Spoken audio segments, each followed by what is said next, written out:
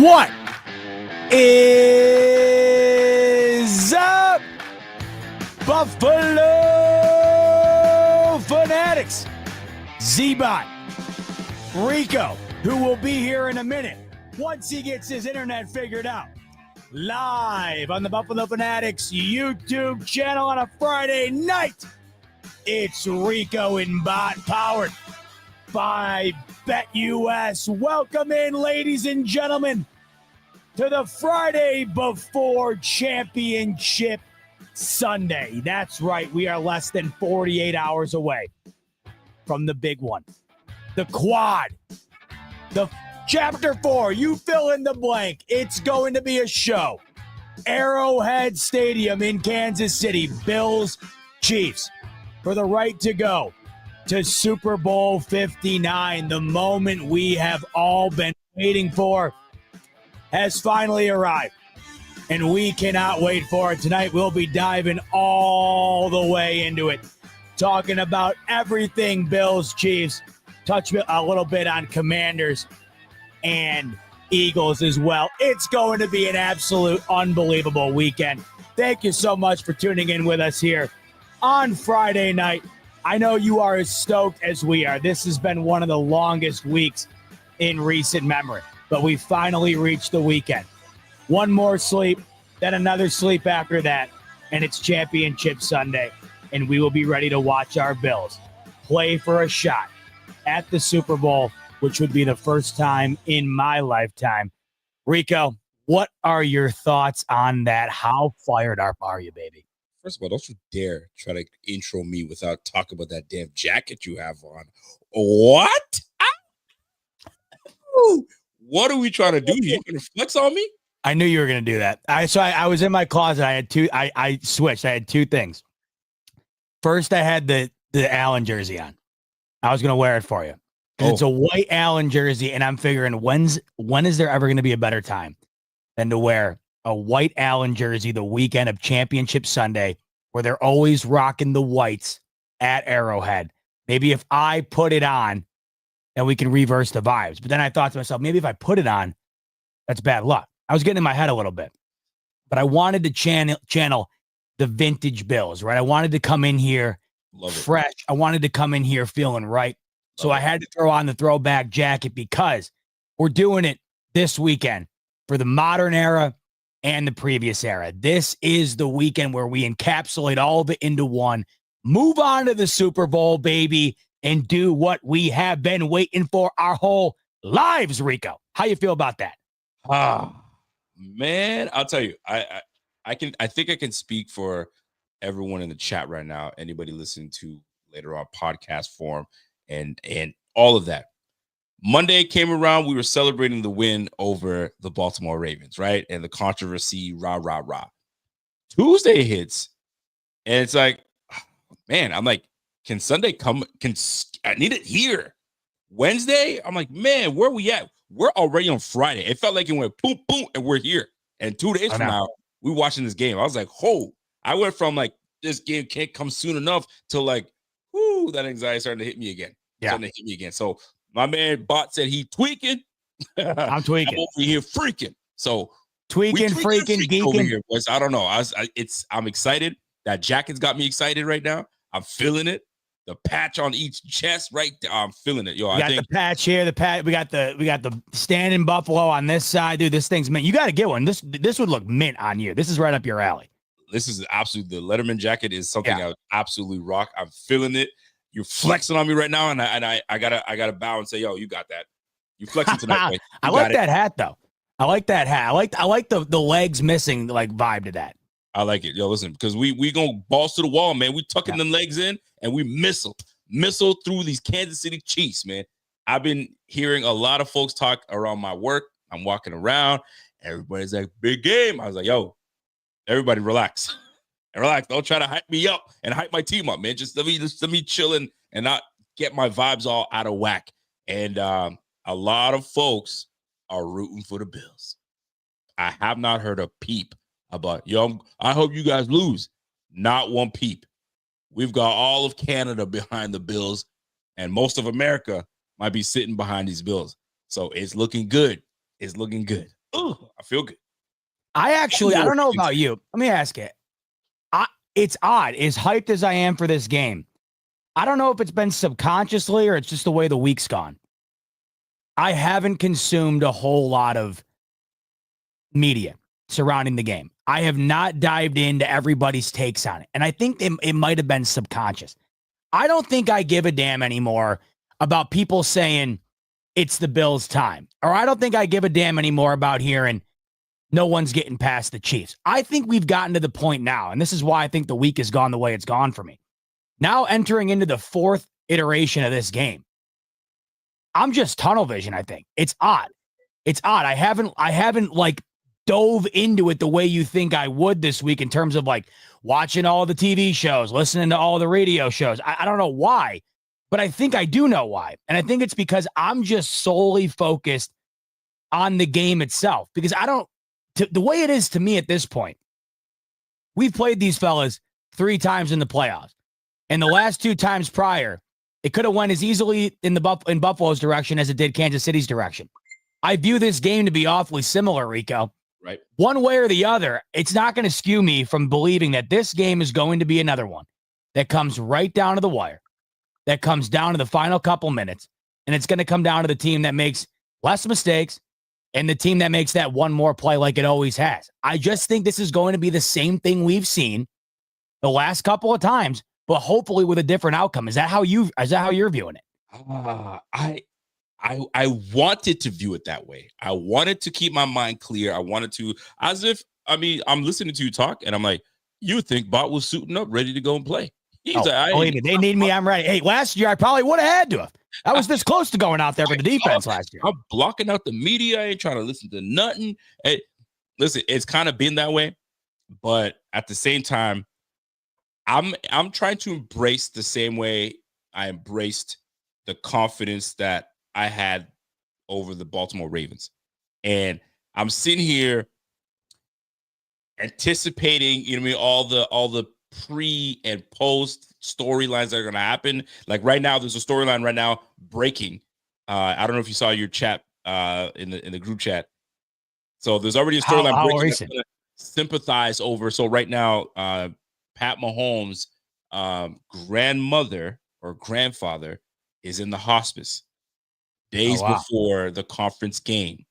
So now he's going to be in a heavy heart, et cetera, et cetera, et cetera. So could this, could this propel the team to get behind their quarterback? You know what I mean? So little things like that do matter, right? Michael Jordan, the flu game, right? Oh, he's got the flu. Get him going. You got Scottie Pippen holding him up. Well, there's already these storylines. So how does it make me feel? Have I been locked into this game? Heck yeah. I'm in the locked in, confident, because it's Josh Allen that makes me feel this way. I'll be real. Oh, yeah. Josh Allen has been so calm and cool that it's just another game to him. And he's been here 3 times against this team. He's like, here to get off the pot. I ain't getting up. I ain't getting too low. I'm steady Eddie. Let me get to this game and let's roll. So I've channeled that part, but I've got a silent confidence in this because it's like a division game. It's no different. We see these guys twice a year. So we just got to make sure that we handle business. Now, I'm going to reverse the question to you. And I've asked this to you before, but now I'm going to find a way to tweak it, tune it. We talk about pressure and who has pressure, what kind of pressure they have, and so on and so forth. Going into this game, you have a quarterback that's got an ability to three-peat. Never been done in the history of the NFL. You have a quarterback that could cement himself as probably the greatest quarterback ever over Tom Brady. If he can get this three-peat means a lot. It means everything. But then you have another quarterback that's lost to this very quarterback. He's got a whole city behind him. He's got all of America behind him. And he knows what's at stake. Who's got the most pressure in this? Is it Pat Mahomes trying to secure his 3rd in a row, but he knows there's a maniac coming for him? Or is Josh Allen and Josh Allen Day? It's not even close. I think you can make an argument. Then I'm going to throw a wrinkle in there. Jalen Hurts. Jalen Hurts has a 7th seed team, rookie quarterback that is absolutely blazing hot. And he's been outplaying Jalen Hurts. So is there more pressure on Jalen Hurts in this situation? What say you in terms of who's got the most pressure between those 3 quarterbacks? I take Jaden out of this because Jaden's a rookie. Oh, yeah. He's playing with house money. Jaden Daniels. Money. He doesn't have a thing to worry about. Jaden Daniels, I mean, if I'm him, if I'm Dan Quinn. 6 seed. I apologize. Go ahead. Yeah, 6 seed, which used to be the 7 seed, right? I mean, it's still incredible regardless of what seed they are. He'd be the first rookie quarterback to ever play in a Super Bowl. So that would be incredible. Maybe there is some pressure to that. I mean, just the idea of that. Every other quarterback as a rookie that's gotten to this point in NFL history has lost on this stage. So maybe there's something to that, but I really don't know how there could be. Nobody thought the Commanders would be here. Yep. They're here. I don't know how they couldn't be playing as loose as anybody on Sunday. Out of those 3 quarterbacks, wow.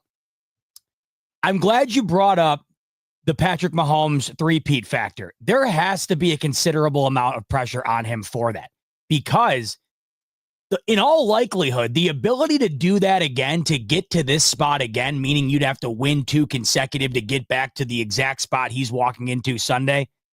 I mean, let's be honest. There's a reason why it's never been done before, Rico. I think, in fact, the only time that a team has had an opportunity to do it before was only 3 times before in NFL history, and it's been about 30 years since the opportunity has arisen. It's incredible. It's a major feat that's lying ahead of them. I mean, the ability to do that. I'm not willing to go quite to where you had just gone, saying he'd supersede Brady, but man, this is one of those things where when we're going to have that argument, right, Rico, 20 years down the line, who was the GOAT, this will be one of the major tipping points to Mahomes should he win it, because Brady's got everything. He doesn't have this. And if Mahomes has something that no one else has ever done, I mean, we got to see, of course, how it all plays out, Rico. If Brady ends up finishing with 7 to Mahomes' 4, if they say they go on and win this and then don't win another one, I don't know how we could go quite that far. Well, I'll tell you how I can go quite that far, because I love Tom Brady, but you got a quarterback that's going to do those feats before he turns 30. Right. That's why I'm saying we got to see it pan out. But he's incredible. He's on pace. I mean, there's no doubt about it. The pay. I'll give him this. There's no argument to me. This is the greatest start to any professional career in the history of sports, in my opinion. I don't really know how you could. The guy has started 7 years. He's about to start in his 7th consecutive AFC Championship. We've never seen anything like it. I had Patriots fans in my comments because I tweeted out after the Houston game. I said, it's unfathomable to me that this guy is playing in his 7th consecutive AFC Championship. And then I had Patriots fans, well, it's fathomable to me. I saw 8 in a row. Yeah, but you didn't see 8 in a row when Brady came walking out his rookie year and then strung 8 together. Oh. There was a decade between Super Bowl championships for the New England Patriots. This is on another level. So there's certainly pressure for the entire Kansas City Chiefs organization to go and do something that will probably never be done again and hasn't been done prior to this. But the Buffalo Bills are the team standing in the way of that currently, and that's where the pressure currently lies on the Bills. They have their own hump in an essence. Yep. This would be another 0-4, Rico. There's a lot of things that go into this game. Not only would it be another 0-4, a much lesser 0-4, but an 0-4 nonetheless. Josh Allen would become the first quarterback in NFL history to lose to another quarterback 4 times in the postseason. It's never been done. One quarterback, not that they're out there fighting to the death at midfield, but you know what I mean. No quarterback has ever lost to another opposing quarterback 4 times in the playoffs. That's what's on the line this Sunday. The Bills certainly have pressure because of that. This is the team that everybody looks at as the Bills' kryptonite, and rightfully so. They have not been able to get over that hump. So the pressure to me is on both of these teams. I would argue there's more pressure on Buffalo because they've never won one. They haven't beaten the Chiefs in the postseason, and they've come this far with a team that we could argue under Josh Allen might be their best, and you don't know if it's always going to be that. Much like going into this year, Rico, where we thought it wouldn't be this good. Maybe we go into next year thinking it will be this good, and it's not. You really never know what to expect, what's going to happen. They've gotten this far. They're as good as they've been. But in terms of just defining who has the most pressure, there's arguments on both ends. I think the Bills is the right answer, but the fact that the Chiefs have that three-peat hanging over them, I think it kind of evens the playing field a bit. You mentioned Jalen Hurts. Right. I would argue that might be the most pressure because you're playing against that rookie, like you mentioned. That Eagles team is probably the best roster in the NFL. If we're talking 100%. personnel, right? 100%. So if you're looking at what they have, you're looking at how they got there, not playing their best ball really, and still getting to the NFC Championship, now taking on a rookie, not only a rookie, Rico, but a rookie they're going to have to play for the next 20 years because he's in their division. They're going to have to see him twice a year. Yes. I think out of all these teams, you might be right. Jalen Hurts might have the most pressure on him from the quarterback perspective, just because of the expectations. They're a touchdown favorite, Rico, to win that game. The Bills game is basically a pick 'em. So I like that you brought that up. I'd probably lean Hurts, but Bills, Chiefs, man, I think both these guys have stuff on their shoulders that's kind of weighing it out a little bit here. I love bringing that topic up because I think people just dismiss Jalen Hurts and the amount of pressure that's on him. And by the way, folks, when we have these shows, obviously where we're talking Bills football, but we're talking NFL altogether. There's only 4 teams left, folks. So we're going to talk about it all. And I feel like you said, one of the most talented rosters in the NFL is in Philadelphia. Oh, yeah. Great, talented defense, 2 unreal corners, a great defensive front. You can't go wrong with it. They got a nasty running back. They got 2 great receivers. Like, you can't go wrong in one of the better O-lines in the game. You cannot go wrong with putting the pressure on Jalen Hurts because you just have to show up and manage this game. But if you let this rookie come out and outduel you, my God, Philly is going to kill you. Well, think about it. Jalen Hurts he'd be remembered as the first quarterback that ever lost to a rookie in the NFC Championship. Oh my gosh, right? Buddy. They will base that, brother, and the pressure is going to be on him. But going back to Pat and Josh, and I saw somebody put a comment here and something about a rivalry. And I heard something earlier, I think it was yesterday or the day before, and somebody said this isn't a rivalry if one team keeps losing to the other. The rivalry has to go back and forth. It's a rival, right? I beat you, you beat me. You beat me, I beat you. Regular season, cool. We rival in the regular season. But when it comes down to it in the playoffs, I own you. So they said instead of calling it a rivalry, it's just a relationship. And I was like, yo, that's a bar right there. It's a relationship. Until you beat me, it's a relationship. You're my little buddy. You know what I mean? Because I've been owning you. And the Bills have got to sit here and say, I've had enough. And I think that we have enough, I guess, experience to combat the jitterness, to combat this is my first year here, 2020, right? To get over the hump of this guy doesn't want to be here.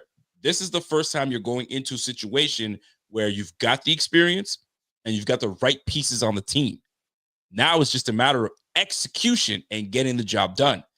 On the flip side, you got Andy Reid, you got Pat Mahomes that's trying to do history, and there's some guys that are on the tail end of their careers that are trying to make this. So this is huge, and it's at home in Kansas City. You can't give that up. They're 10-0 at home. They're not trying to give it up to the Bills. And I will say this: I got my wife's friend. Her husband's a diehard Kansas City guy, and they're going to the game. He's got suitcase Kansas City, jacket Kansas City, everything Kansas City. So when did he buy that? 4 years ago? You never know, right? So my wife and his wife are going back and forth. It was hilarious. I'm proud of my wife for saying this. And she said something to the nature of, and she's witty. One thing I'll give my wife is she's witty. So they're going back and forth. She's like, oh my gosh, like this game is going to be crazy. If we're Kansas City fans, we're just as bothered with Buffalo coming to town. We'd rather play Baltimore or every other team rather than Buffalo. And she goes, we're really on edge. And she goes, well, it shouldn't be so bad. You'll have the refs on your side. I said, Jenna. Oh, where'd that come from? I was like, you go, girl. Ooh. She goes, well, you got the refs on your side, so you should be so bad. I was like, girl, give me a high five on that shit. All right, nice. She's ready to go. So Kansas City fans are uneasy with the Bills coming to town. They would rather play somebody else, but they got the Buffalo Bills coming, a hungry team coming, and something's up with McDermott that I love this thing that McDermott is doing right now. He's got this team bought in. He's got this team focused, zeroed in. Josh Allen zeroed in. It just feels good. It just feels good. I also saw a story today people from Buffalo will probably know this. There was a fire somewhere in Buffalo, or maybe Rochester. You know what I'm talking about? Yeah. I think it was in Orion. I think it was. I have no idea, but long story short, house totally burnt down, and you feel for the family. But there was one thing that stayed tried and true, and that was the Bills flag. Listen, we're going through the fire. You know what I mean? But you know what I mean? This Bills team is going to prevail and try to get through this thing, man. So, man, I got to say, man, I'm excited for this. There's a quiet confidence. I should feel good. We should feel good. And I don't know how I'm going to react. And I'm going to ask you this. I don't know how I'm going to react when it comes to and fate, whatever you guys want to go and call it, and you hear the Buffalo Bills are going to the Super Bowl. Golly, my initial reaction, I do not know how I'll react because it'll be something, but I know not to get ahead of myself. But for you, because I know that you can articulate yourself very well when it comes to terms of emo. I'm blah, all over the place, right? When you hear those words, I feel you're going to cry. You're going to cry like a big baby bitch. You're going to cry. And I'm going to be here for it. Listen, here for it. At the sake of, or at the risk of jinxing the whole thing here. In all likelihood, if that ends up occurring when we hop on here Sunday night, I will be a bloody mess. I mean, I will be tearing up like you won't believe. I'll probably be choking through the first hour because that's inevitably what's going to happen. I know it. I cry. Full transparency, because of the emotions of last week, I cried after that Ravens win. Like, Did you? I absolutely. Were you in your Spider Frog crying stance? in the Spider Frog stance? Yes, there it is. Because of the emotions. And I talked about this last week. There it is. You can probably not. You can't quite tell because the footage is not necessary. It's kind of like Zapruder film footage here, where it's not necessarily 4K, but you can see some tears welling in the eyes there if you look really closely. Raw emotion, because that emotion, Rico, comes from it's the overwhelming element of the fandom where you're so invested that the relief brings you to a certain emotion. If they lose, that won't bring me to that case. It's only tears of joy. I'm not going to sit there and cry myself to sleep over a loss. The only time I've ever cried is because of the overwhelming feelings of emotion that come from the happiness, the elation. And honest to God, more than anything, probably the relief. Like, if you ever been through something, and I hate to make these comparisons because it's a damn game and we're not on the team, but God, I don't know how else to say it. You ever go through something really difficult and you make it out and you're just really happy about it? You're proud about it. You're just like, I'm watching some of the stuff from last week after the game. And the reason I kind of came to tears, like, I was proud of those guys, man. I was proud of that team. I was proud of the resilience that they've shown all year, the ability to win a game nobody thought they could. And honestly, for 17, man, something about Allen, it just feels like the guy's always got people doubting him. I'm happy as hell for that guy. And when we watch the post-game presser, I feel the same way about McDermott. When we watch the locker room conversation last week, it just gets you feeling that type of way. If that's going to happen, Rico, Sunday to go to a Super Bowl, that's going to bring me to that element unlike I've ever experienced before. And I'm guaranteeing you right now, that's going to result in emotions for sure. And I'm hoping to God, Rico, that I'm sitting here with you redder than a tomato with tears streaming down my face Sunday night with happiness because we're talking about going to New Orleans. And I'll let you have that moment, and that would be great. But before we get into that, there are some things that we do got to talk about. And I don't want to jinx it. We're not jinxing it. I think we're putting it into the atmosphere because we as fans want to see this thing happen. And which brings me to this conference game. I feel totally different from 2020, and I know it was a long time ago, but it feels like a long time ago, from reaching the conference game 5 years ago to now, where I don't want to say I took it for granted, but I didn't really let it sink in that holy crap, like we are one game away. Yeah. And I was like, okay, but then because we had such a young quarterback and we reached that conference, I was like, this will be something that we can do all the time. Like, we got it. We got a young quarterback. He already got it to this point. We got Stephon Diggs. We got XYZ. And this is it. and we've had some struggles last few years, and this one feels different. Reaching this point on what it means, but we got a tall task ahead, and I hope some of y'all feel the same way I do, because I'm drinking this in more than I was in 2020. I guess I'm drinking it in more, but I feel like we've grown with this team.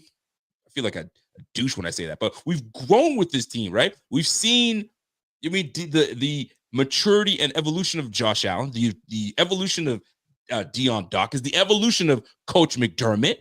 We've seen guys go. We've seen guys come. We've seen them talk about how great the team atmosphere is. So you feel part of it.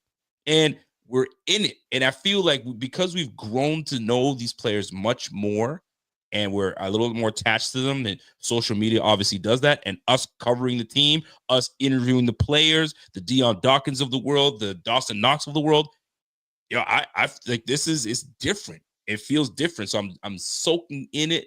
I'm in it a much, but I'll be just as hurt. But I bring all this up. No, I'm so glad you're bringing this up, though, Rico. Okay. Because I don't think I thought about this until you just mentioned it. I don't think I even thought about this. When you go back to the last time they reached this game, they had no trials or tribulations prior to that.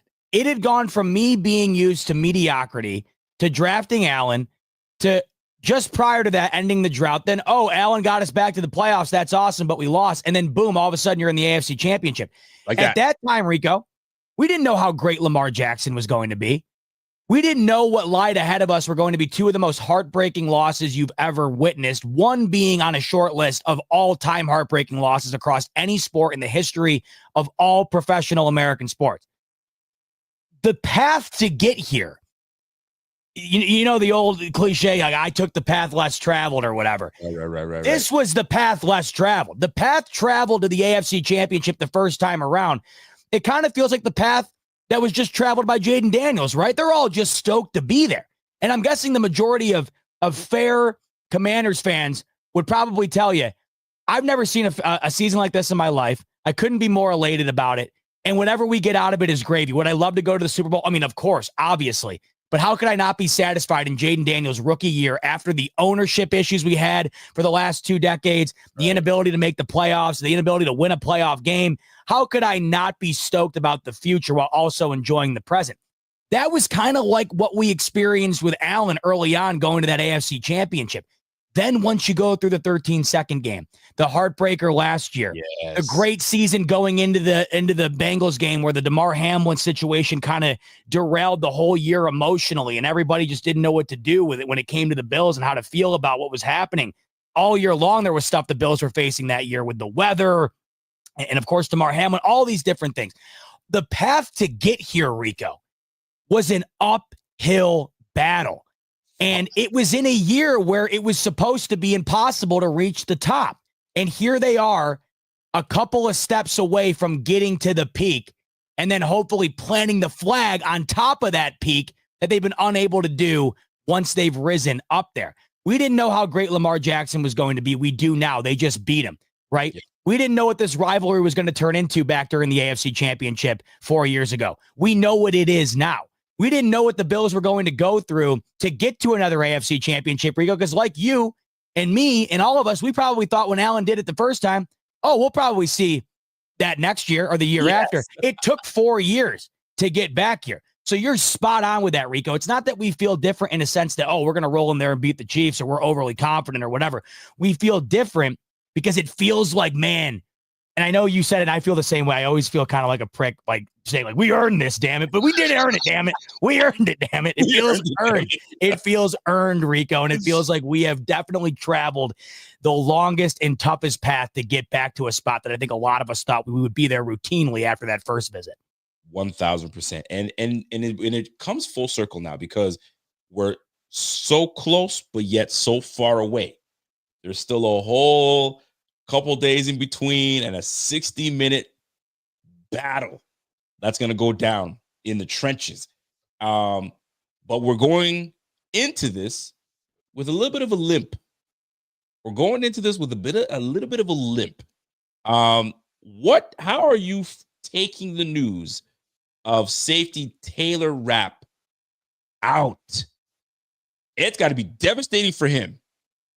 That the game that we fought all the way through for me to be with my boys, and I can't go. Feels like the Terrell Bernard of last year, in tears because he wants to play so bad, but his ankle just is not giving in.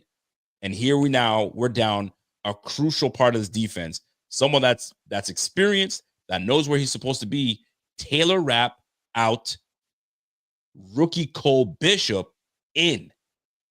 How are you processing knowing that it's going to be the Bishop and DeMar Hamlin show?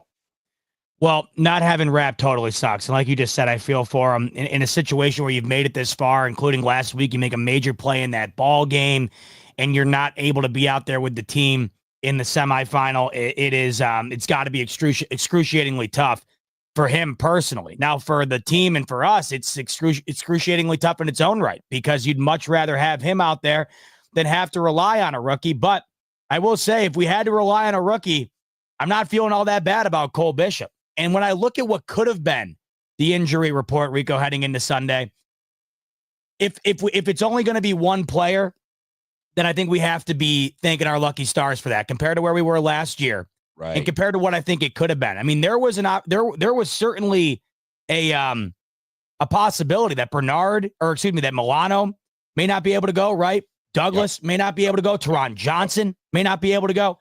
And I think if you lost even one more of those guys, we're singing a different tune here. It is now, what is this going to be now for the Bills? This is going to be their 19th week in a row, or 19th week of football here, Rico. You don't reach January 26th in the NFL fully healthy. This is as fully healthy as this Bills team has been at this stage of the season since Josh Allen has entered it. So, yeah, it absolutely sucks that Rapp's not going to be out there. But when you look at what it could have been, when you look at what it once was, if this unfortunately has to be the biggest issue going into the game, I think that any team in the league would sign up for having one of their better players not being able to go, as opposed to a situation like the Bills were in last year, where it felt like every single one of their defensive players that you were relying on from beyond the front line was unable to go. So, not great. You also look at, though, the situation they put themselves in, drafting the rookie Cole Bishop. This is what you do this stuff for. You know, great teams. Philadelphia is a great example. They have so much depth on that team. That's why they're so great. That not only are they built from top to bottom in an elite fashion with their starting lineup, but they also have a great amount of depth on that team. We saw last year the lack of depth for the Bills really hurt them, and we bring it up all the time. But that's why they had to call up A.J. Klein to come from his house to come play. You got a rookie that has shown some promise this year, Cole Bishop, when he's in. So you'd rather have Rapp, but when you factor in that you have the depth this year and you have a much healthier team than you did last year in this same exact game, or rather the same exact opponent you're facing, I think you'd sign up for it. But man, do I feel bad for Rapp. I feel bad for Rapp, but I'm encouraged. And I'll tell you why I'm encouraged, because somebody made a great point. There's a reason. And I know most folks are saying, wait a minute now, we're down to safety. Guess what? Number 23, Micah Hyde. Bring him on in. Hold on, folks. Time out. It's probably most likely not going to happen. Like a good 98.9% chance not going to happen. However, him coming in and being the leader in that defensive back room, I think has played big dividends. So watch for Cole Bishop to have soaked in all the information from my guy, Micah Hyde. He might come in and be the difference maker, right? We drafted him to be that guy. He can be an inside the box safety. He did that a lot at Utah. Now you're going to have him with the ability of size that he can go up toe to toe with Travis Kelce. So this will be a nice, listen, welcome to the league, Rook. Come on in. Conference game. We're counting on you. Don't be the liability. But I think all 11 guys will rally around this guy and really do well. Taylor Rapp being out is unfortunate because he's in the right place, right time. So Cole Bishop just has to make sure that he's in the right place, right time, and just play ball. Play ball, be loose, have fun.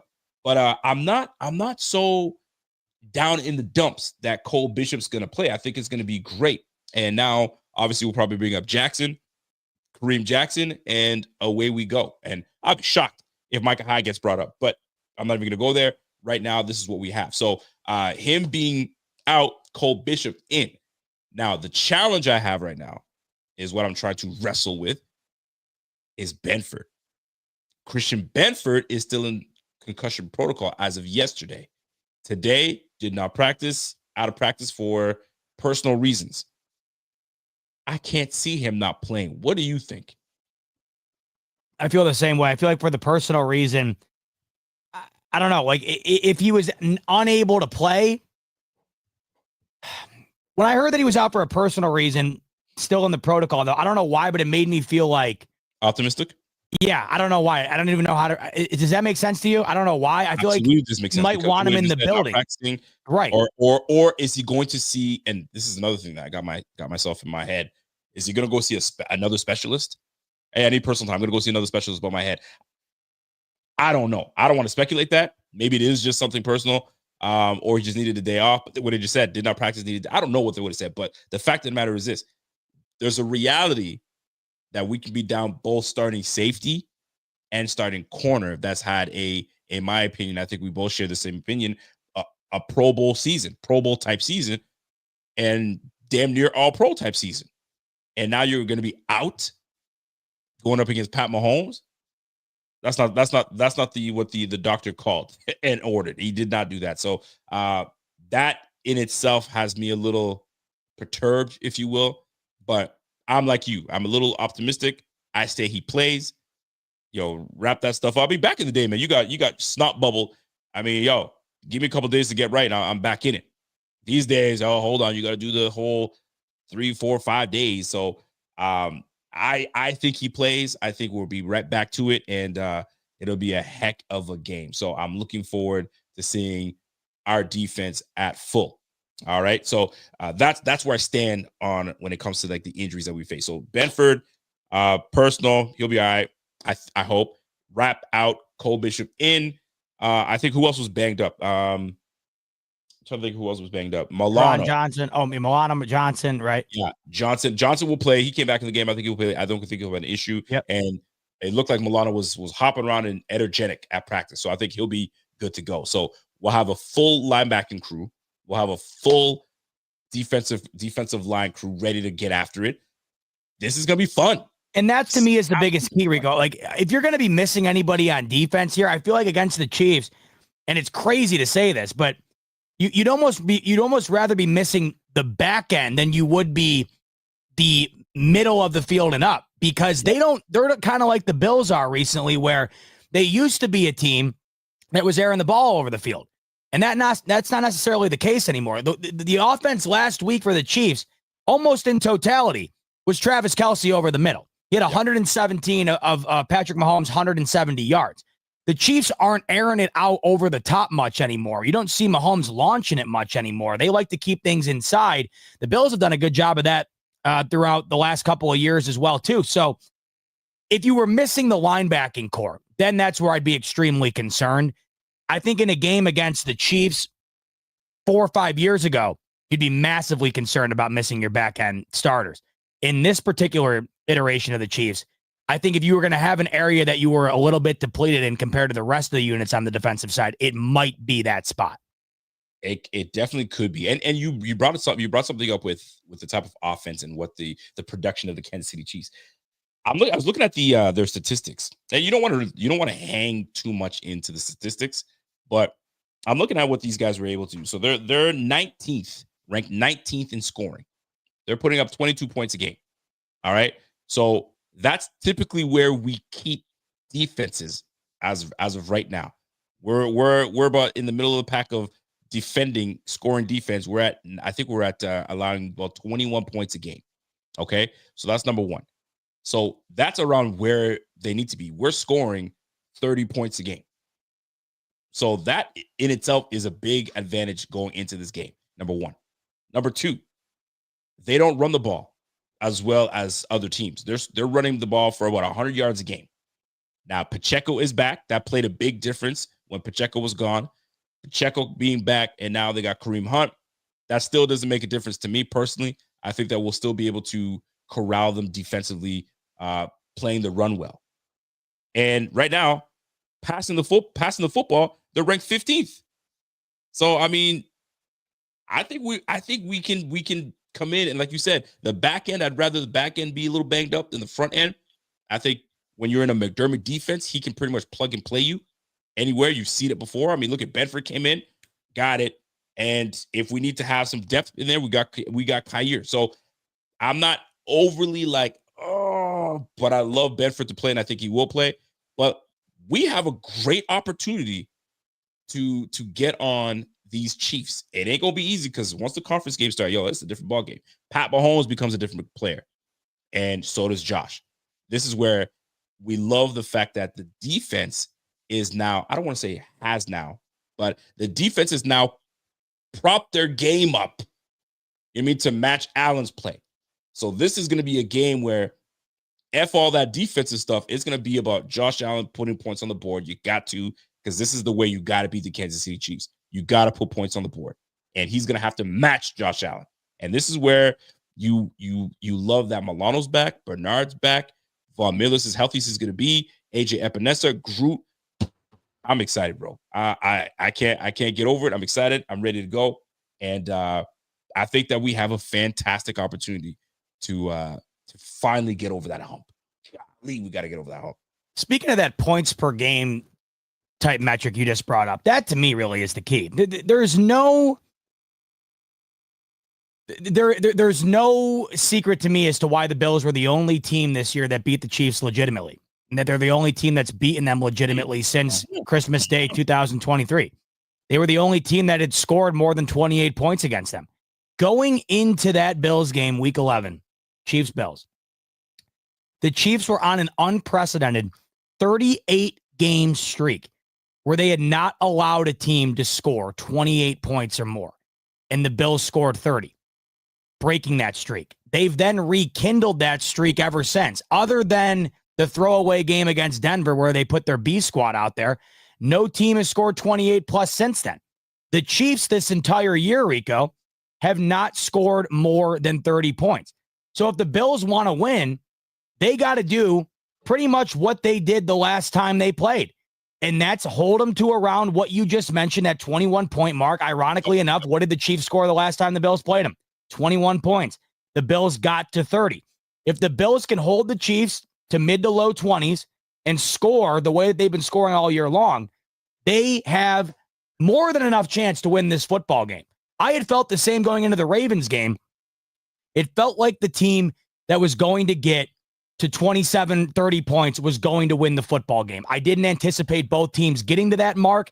I didn't see that game being overly high scoring, and it wasn't. And the team that wound up winning was the team that got to 27 in Buffalo. The Bills were the only team with the capability of doing that against the Chiefs in the last 3 seasons or so. And they've done it against pretty much everybody all year long. To me, that's what it all comes down to. Whoever can get to 27 plus points. The Bills have not been able to do that against them in the playoffs, by the way. In their 3 matchups, the only time that they scored more than 27 was in the 13-second game where, of course, the Chiefs put up over 40. But the Chiefs don't have that offense, in my opinion, currently to be putting up 40-plus points. They haven't done that all year long. I don't anticipate them doing it this upcoming Sunday. So, once again, not that it's easy to get to 30, but I just feel like the bar for this game, almost like if you're playing an arcade game and you're trying to hit like a certain level, and that's where you end up getting your tickets and go and you can cash out. I think whatever team hits that 27 level ends up winning the game. I don't see both teams scoring more than 27 points in this game. Do you, Rico? Ooh. I think you might be right. I think this is going to be one of those pretty much the Baltimore Ravens type game. I did do a score prediction earlier on my Bleacher Report, and I had us going over 30. Okay. Not because I was like, I'm so confident it's going to happen. I think it's just going to come down to it's going to be close until we prevail with a touchdown, and then it's going to be back in Pat Mahomes' hands, similar to what was going on with the Ravens, but I don't think it's going to materialize in them coming back. So I think we get this one. So it'll be not going to get into that score. We'll talk about that later on, but for the most part, I think you're right. I think it's going to be around that mid-20s, between 30s. It's just going to be about execution at this point. Execution, and away we go. So speaking of execution, are there any matchups that I was talking to my brother earlier today. He goes, I know you guys talk about, and he says, can you do me a favor and talk about this when you guys are on your show? I was like, all right, what you got? And I was like, can you do me a favor? He's like, talk about what you guys fear that the Kansas City will kind of expose on you guys. Like, what is it that stands out to you that you talk about James Cook and Josh Allen and okay, cool. But like, what is it that they're going to do to your team that you're like, oh, I don't like this. I'm scared of this. Is there something that stands out to you that you feel like we are vulnerable to the Kansas City Chiefs? No, not really. I think both of these teams are like, they're almost identical in the way that they play football. They're like mirror images of one another. Both of these teams do not turn the ball over. Both of these teams do not let up a whole lot of points, and both of these teams score. I mean, the Chiefs have had a down year in terms of scoring as much as the Bills have, but we know the Chiefs are capable of outscoring a team each and every week. They do it pretty much every single week. I'm not concerned about the Chiefs' offense. You might be concerned if your expectation for them was to put up the Tyreek Hill numbers that they once did. They still put up enough offensively, especially in the big moments, to be able to win the football game, but they're not lighting the scoreboard up. There isn't one particular thing that completely, like going into the Ravens game last week, it was obvious. If you cannot stop Derrick Henry, or if you cannot limit Derrick Henry, you're going to lose the football game. If Derrick Henry runs for 150 plus yards, like he did the last time they played, you're going to lose. If Lamar Jackson is running all over the field, you're probably going to lose. I don't look at this game the way that the Chiefs have been playing all year and find one thing that stands out. To me, it's all situational football between these two teams. And they both probably this year been the two best teams situationally. The Chiefs have not turned the ball over, Rico, since they last played the Bills. They have not turned it over. The Bills have turned it over once, and it was Josh Allen's arm punt against the Patriots. So if there's one thing, it's not that it scares me, but once again, not to sound cliche, but I think it's the truth here. If there's one thing that'll scare you, it's the batted ball that gets tipped or that gets batted up in the air and picked off. It's the muffed punt. Like, it's just, that's the thing that scares me. It's the unknown that flips the game. And that's what ultimately costed the Baltimore Ravens last week. They weren't expecting to go into that game and fumble the ball 2 times, drop a bunch of passes, throw an early interception.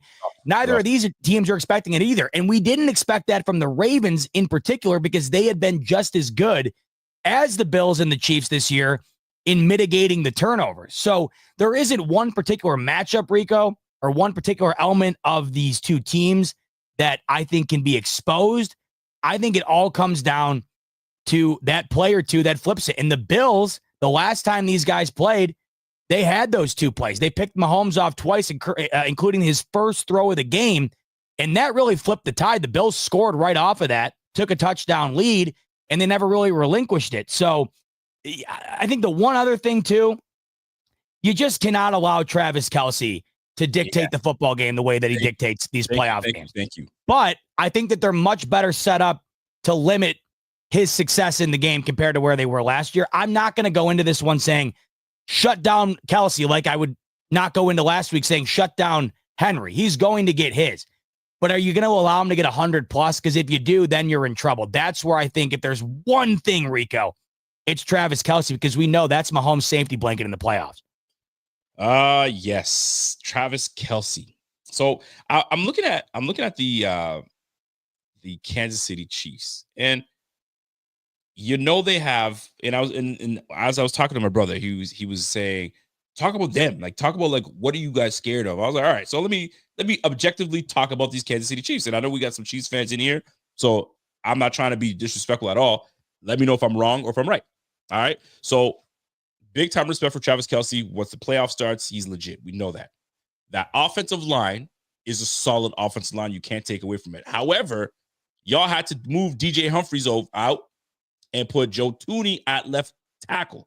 He's not a left tackle. He's a left guard. But he's been playing pretty well for you guys. I wonder if that's where we can take advantage of these Kansas City Chiefs, but that we can talk about that afterwards. That's number one. Then I'm like, okay, offensively, what are they working with offensively? They got Kareem Hunt, Isaiah Pacheco. Do you fear those 2 backs? Not like I fear Derrick Henry or Saquon Barkley. That's all I'm saying. But they can impact. If I say Saquon Barkley, you kind of I don't want to face that brother, right? You say Derrick Henry, I don't want to face that brother. You say James Cook, you're like, yo, that brother play nice. You say Isaiah Pacheco, you think ADHD. That's just me. But Kareem Hunt, older back, Yeah, I mean, he's got a good flow, but you can never underestimate these guys. But they're not guys that fear you. Not blazing speed. It's just a good running backs. Travis Kelce is a little older, but he still gets busy. Then you got Xavier Worthy. You got Hollywood Brown, and I think you got Noah Gray. Is it Noah? I can't recall. Right. So nobody that is like killer, no different than the Bills on offense, and they got D-Hop. Can't disrespect D-Hop. Right. Some might say D-Hop lost a step. Maybe it's just a matter of him with a new offense. Who knows, right? But he's been in the league long enough to produce. So we have a legitimate chance. There's not someone that really says we got to bracket that person. We got to this and we got to that. We just got to play fundamental sound football at the end of the day. But who we really have to fight is the mind of Pat Mahomes, the mind of Andy Reid. Right. And that's the biggest one. Chiefs fans, if you guys are in here, let me know if I'm tripping, if I'm wrong. But Xavier Worthy, he's going to get his. He's going to get his. They're going to get him the football. They're going to do what they need to do.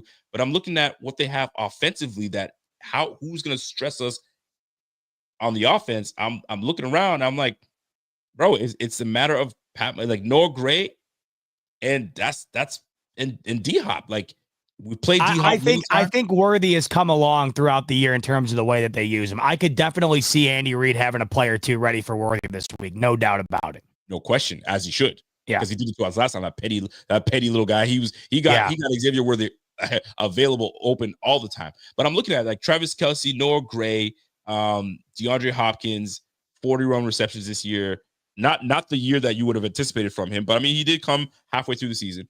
And Justin Watson, Rashee Rice is gone. He's not there. You got Juju Smith-Schuster, that's kind of a shell of himself, and then Hollywood Brown is just coming back. So it's like nobody we haven't seen before, that we haven't played against before. We're not shocked in any way. This is just going to come down to, like you said, situational football, and you got to call it what it is, man. You just got to play ball and be smart and be where you're supposed to be. Walter says, I know you didn't call Juju and McCall weapons. Nobody's ignoring these players, but these are big differences between role players and weapons. No question about it. But what you're really fighting against is the mind of Pat Mahomes. The way he moves, the way he functions, the way he puts the football. He's one of those guys where when he throws a football, anybody can make a play because he just throws a beautiful ball. That's just what it comes down to. So defensively, we got to be on it. Now, our defense, there's one specific player that I'm going to be really paying attention to. And if you guys follow me on Twitter, go ahead and follow me on Twitter. By the way, I got a video up that I did for Bleacher today. And Von Miller, man. Von Miller got paid, 6 years, $120. A lot of folks were saying, whoa, way too much money for that guy. He's over the hill. He's XYZ. Before he got hurt, he was playing at a high level. I think he ended the season at 8 sacks. It's crazy. Now, obviously, the injury slowed him down a little bit. Now we're at where we're at right now, okay? But Von Miller, if he can come in, I'm repeating myself now, but if he comes in and gives us the spark that we need and gets hot and he's unstoppable, like shooting hoops when the basket's wide, that tackle can't handle you, fam, he could literally get us over the hump and affect the game. Affect the game like a Myles Garrett, affect the game like a TJ Watt. Like if he can channel his 28, 27-year-old Von Miller in this one game, and he's in the situation that he's in, a few plays here, a few plays there, that affects the game, bam, that in itself could disrupt the game for Pat Mahomes and allow us to be opportunistic and take the football away. I talk about Von Miller. Is there anybody on the defensive side that you're like, if this guy or this player is going to be the key to our success, who would you point at? I can't help but go back to the linebacking core. I mean, it's just that it was what was missing. It was what was missing last year. I mean, that's what it was. It was just nobody was in the middle of the field able to take away what they wanted to do, and that was get the ball to Travis Kelce. They're going to want to do that regardless. They're going to be able to do that to some extent regardless, but not nearly to the capacity in which they did it the last time these two played in the divisional round. And I just think when you have Bernard and Milano out there, and what I saw from Bernard and Milano last week, Rico, like we were wondering what's this going to look like, especially at the biggest moment. I thought Milano balled out last week. That felt like vintage Milano last week. That felt like that vintage linebacking core last week that we were hoping we were going to have healthy all year long, that we were hoping was going to be in tandem all year, being able to wreak havoc on these offenses. That's where I go to in this game. I think that I look back last year and I always go back to the biggest differentiating factor between the two teams. And it was the Bills' inability defensively to stop much, in particular, Travis Kelce. And it just felt like if they had at least one of those two linebackers out there, there might have been a subtle difference in the game that could have been the difference in the game. They have both of them this year, Rico. I think that the offensive line play for the Chiefs in terms of pass blocking this year, it hasn't been as great as you'd like it to be. Players have been able to get after Patrick Mahomes this season. So I think that the Bills' defensive front should have some success getting back there, but he's one of the tougher quarterbacks to sack. As long as you can get some pressure on him like the Bills did last week against Lamar, there's no quarterback in the league tougher to get pressure on than Lamar. Bills did a solid job of that last week. I don't expect him to not be able to do that this week. But Mahomes is constantly able to get out of that, get rid of the ball. We know he gets rid of the ball quicker than just about anybody. And he also is one of the slipperiest players I've ever seen. It never looks like he's going to be able to get out of there, and he always does. The linebacking core, though, to me, Rico, that's what makes me feel good going into this game. I feel comfortable knowing that those two guys are manning the middle of the field. That was what I was most concerned about going into last year. That, to me, was the biggest concern leaving the game last year. I feel a lot better about the Bills' defense ability to go into this round of the playoffs, or this round of Bills Chiefs in the playoffs, and play some of their better defensive football in this matchup because of the health, and in particular because of the health of Milano and Bernard. Love it. Now I'm going to flip it to the offensive side of the ball. Okay. D-Hop, Noah Gray, Travis Kelce, Xavier Worthy, and Hollywood Brown. Pacheco, strong O-line, Andy Reid. I go to the Bills side. I can't help but be excited about what James Cook could do for this game. Last week, the Texans, Joe Mixon had over 120 yards rushing on that same Kansas City defense. And I would like to think that our offense is a much more effective offense than the Houston Texans. And they just got rid of Slowick, which was supposed to be like one of the hottest offensive coordinators. I can't believe that. He's out. That was puzzling to me. Today was stunning. That happened, and Pete Carroll's a head coach again. Like I wasn't. He gets the job. Pete Carroll is going to be the coach of the Raiders. Oh boy! So he's bringing back Russell Wilson. Oh my! Maybe. Well, I don't. The way that ended, no. I highly doubt it. That would be something. All right. Well, hear me out now. So James Cook, X factor offensively, and I know I want to say Josh Allen's got to light it up, bro. If we can get James Cook going, and we get him going early alongside Ty Johnson, alongside Ray Davis, we could really get that sustainability of third down conversions and keeping Pat on the sideline. There's going to be a lot of Joe Brady having to figure out the best opportunity to get those boys active and ready. But James Cook could be the difference maker in this game coming up against the Chiefs, because these Chiefs can be run on. They can be run on. And I like Nick Bolton. I like Drew Tranquil. Good linebackers. But it's nothing that we can't handle and that we can't take care of. I like our chances in this game. I really do. So Spags is gonna have to put a good game plan together, and that's I'll get into that in just a moment. But I like the game plan. I like what James Cook gives us the opportunity to do in this game. So James Cook's my X factor. I'm looking forward to it. I need a big game from James Cook. So I flip it to you. We talked on defense. I'm gonna go to the offensive side. Is it a unit? Is it an individual? Or are we just gonna go? This is a Josh Allen game. There's no question about it. What are your thoughts? Well, you mentioned that Houston Texans game. So let's take a peek at what happened last week, because the Chiefs win that game 23-14. Houston and I know all anybody wants to talk about are the roughing the passer calls. Okay. The Texans were losing that game regardless of those two calls. They had one of the worst special teams performances I've ever seen. They did. The Chiefs started that game 10 seconds into it in the red zone because they allowed a kick return on the opening kick. They also missed multiple kicks throughout that game and shanked a punt. The Chiefs scored 23, Rico, and won by more than a score. That isn't going to happen against Buffalo. You're not going to score 23 points and win by more than a score. Houston, what they did last week, and it's going to get lost because they played terribly. They moved the ball every drive almost and then just stalled out. What happened, their offensive line collapsed.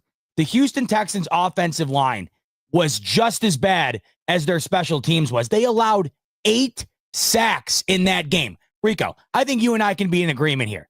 The Bills aren't getting sacked 8 times this upcoming Sunday. Can't see it. They haven't been sacked 8 times in the last, 2 calendar months?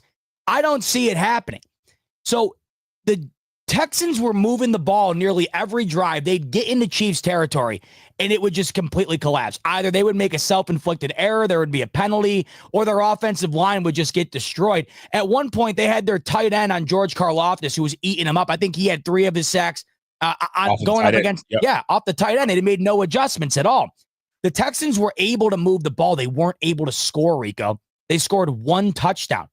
I, for the life of me, can't imagine Josh Allen in an AFC Championship game leading this team to 1 touchdown.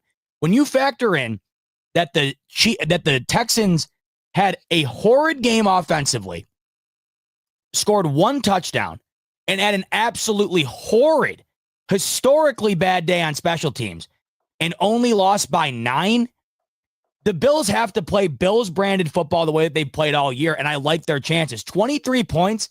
I think if the Chiefs score 23 points in this game upcoming on Sunday, Rico, the Bills can win it. The Bills can win it. You go back to that Texans game, it was 13-12 in the third quarter. The Texans scored their lone touchdown in the third quarter and missed the extra point. And then from there on, they were showing their true colors. Now, give credit to Kansas City. They buried them in the end. They put them away when it mattered the most. That's what the Chiefs do better than anybody. But I don't think the Bills are going to leave the door open as wide as the Texans did last week.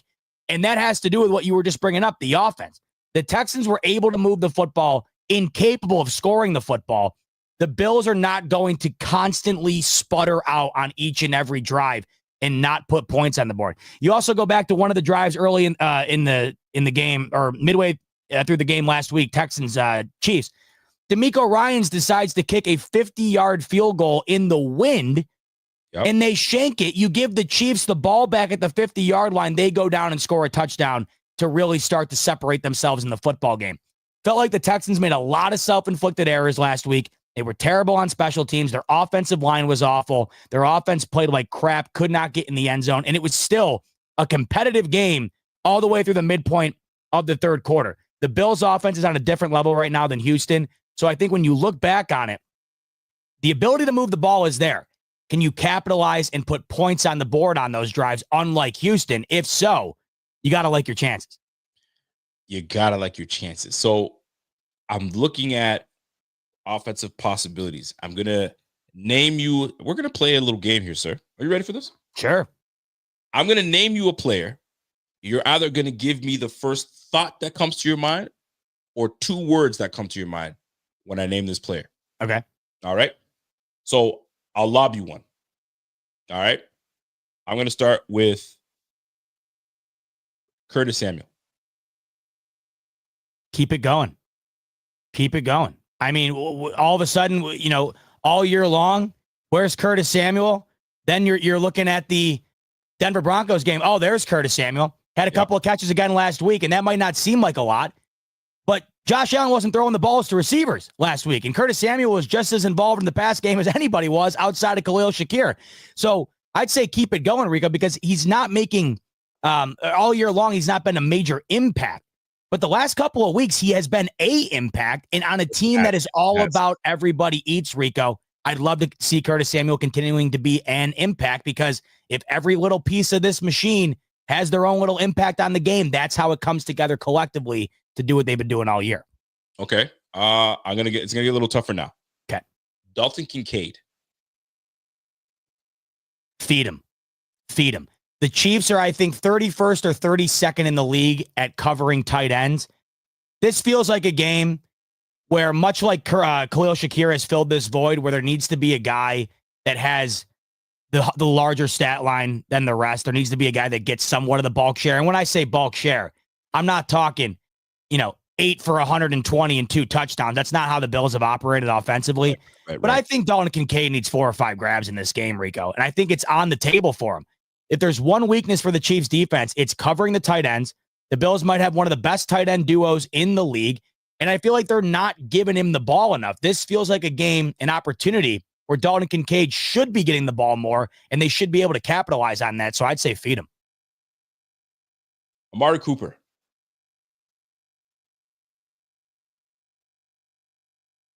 It's a tough one.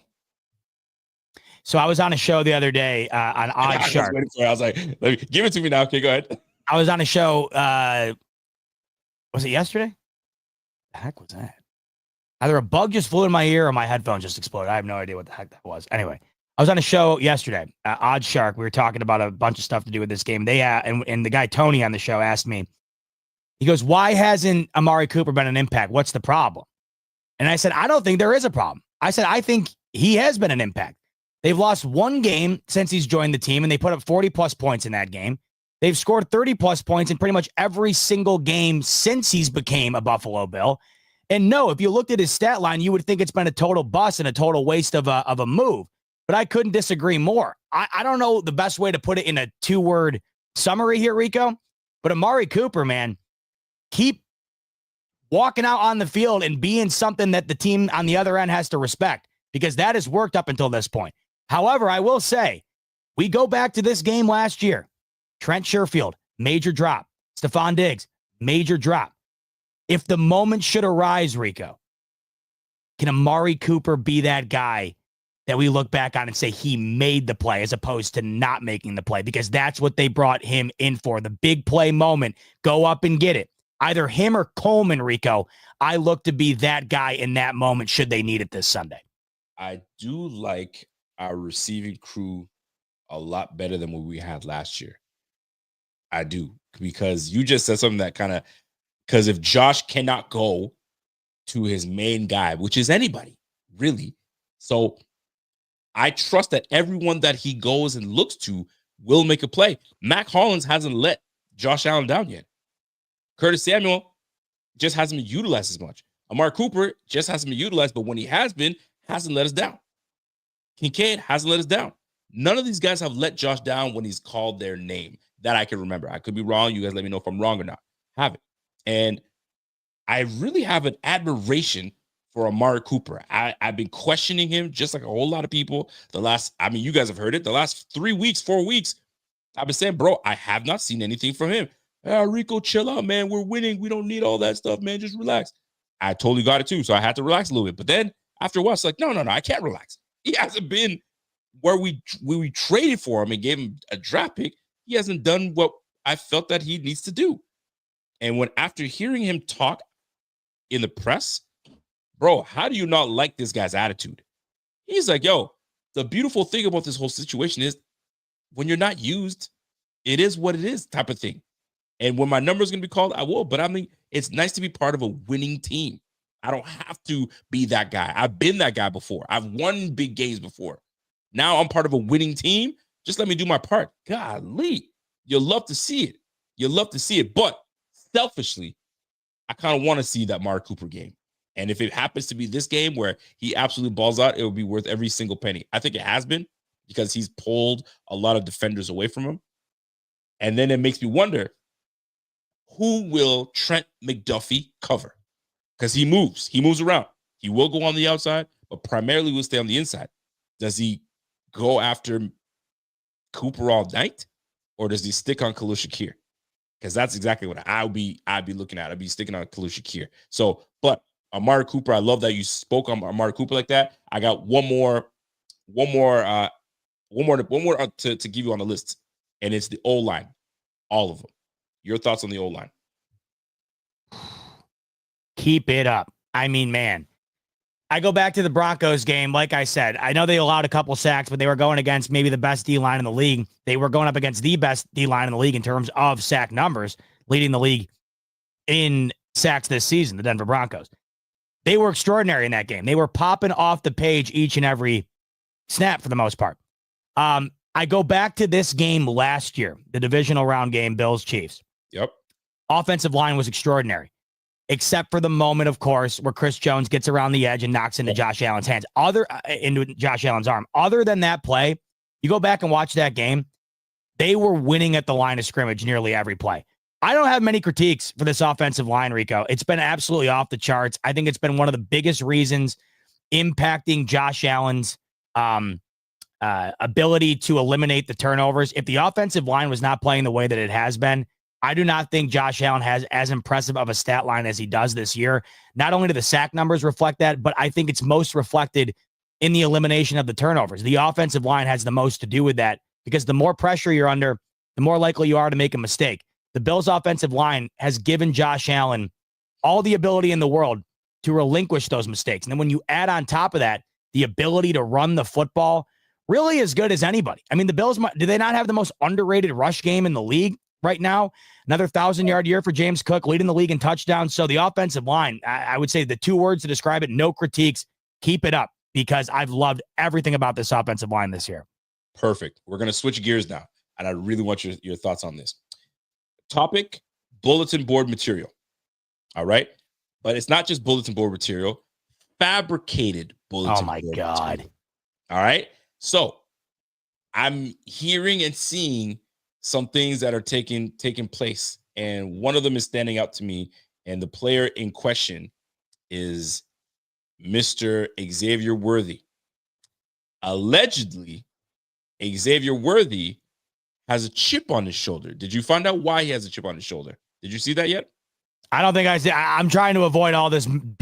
Everything I see online the last week is all fake. Everything. So I haven't seen this one. Well, you're going to get it. So my man, Xavier Worthy, feels he's got a chip on his shoulder because he feels that Buffalo passed on him. And he is saying that I've got a chip on my shoulder because they passed on me. And the fact that they passed on me, I got a chip on my shoulder, and I'm pretty much gonna come out here and handle business. And the quote goes like this: he goes, I mean, I take it as a blessing, because I feel like it's a sign that they didn't want me. At the end of the day, I'm gonna play with my chip on my shoulder. This game means a little bit more. You're a rookie. What do you know about a little bit more? Obviously, it's the AFC Championship game, but this is a team that traded their pick away to get somebody else. So. What say you on whatever? I mean, listen, I get it. Whatever makes you sleep at night to make you wake up and ready to roll and get after it. But is this worthy enough for him to try to hype up and get things going? Yo, they passed on me and traded out. They didn't want me. What say you on Xavier Worthy trying to make this a thing going into this game to try to make a difference? The reason they passed on him is so easily explainable. I was even talking with my dad about it last week because we were talking about stuff like we're talking about right now, potential impacts on this game. And I think Worthy had made a play last week where my dad was like, oh, can you just see him burning us again, burning us by, just knowing that we didn't take him. And then you go into this game, couldn't you see it type thing. I think the explanation for not taking him is obvious. And I said this to my dad. You have what you would want out of him in Khalil Shakir. Khalil Shakir right now is the best weapon for this Bills offense. And I think if you added Worthy, you'd kind of have two guys doing very similar things. And the reason they wanted Coleman was because they wanted to add an element that they did not have. And that was that vertical go up and get it type guy. That's not Khalil Shakir, nor is that Xavier Worthy. So yeah, he can look at it all he wants in terms of a slight at him by Buffalo, but it was all to do with personnel. If the Bills had already had their Coleman, then maybe they take Worthy if they didn't have Shakir. But the way that they were constructed, they did not need a guy like Worthy because, in my opinion, Khalil Shakir fills the shoes that Worthy would fill if you did not have a Khalil Shakir. That's why they went and got Coleman. Coleman fit exactly what they were looking for in terms of wide receiver type. So you can look at it all you want in terms of a slight. Good for him for finding an ability to manufacture bulletin board material out of it. But I don't think it is a slight by any means. I just think it's more likely that he does something because of the curse on Buffalo in terms of the way I view things, where, of course, you might have a huge play because the Bills passed over him. They didn't pass over him, however, because he's not a great player. I think they passed over him because he just didn't fit what they were looking to do. And that I will say I agree with, because it just wasn't in the cards, bro. They had a vision as to what they wanted to do.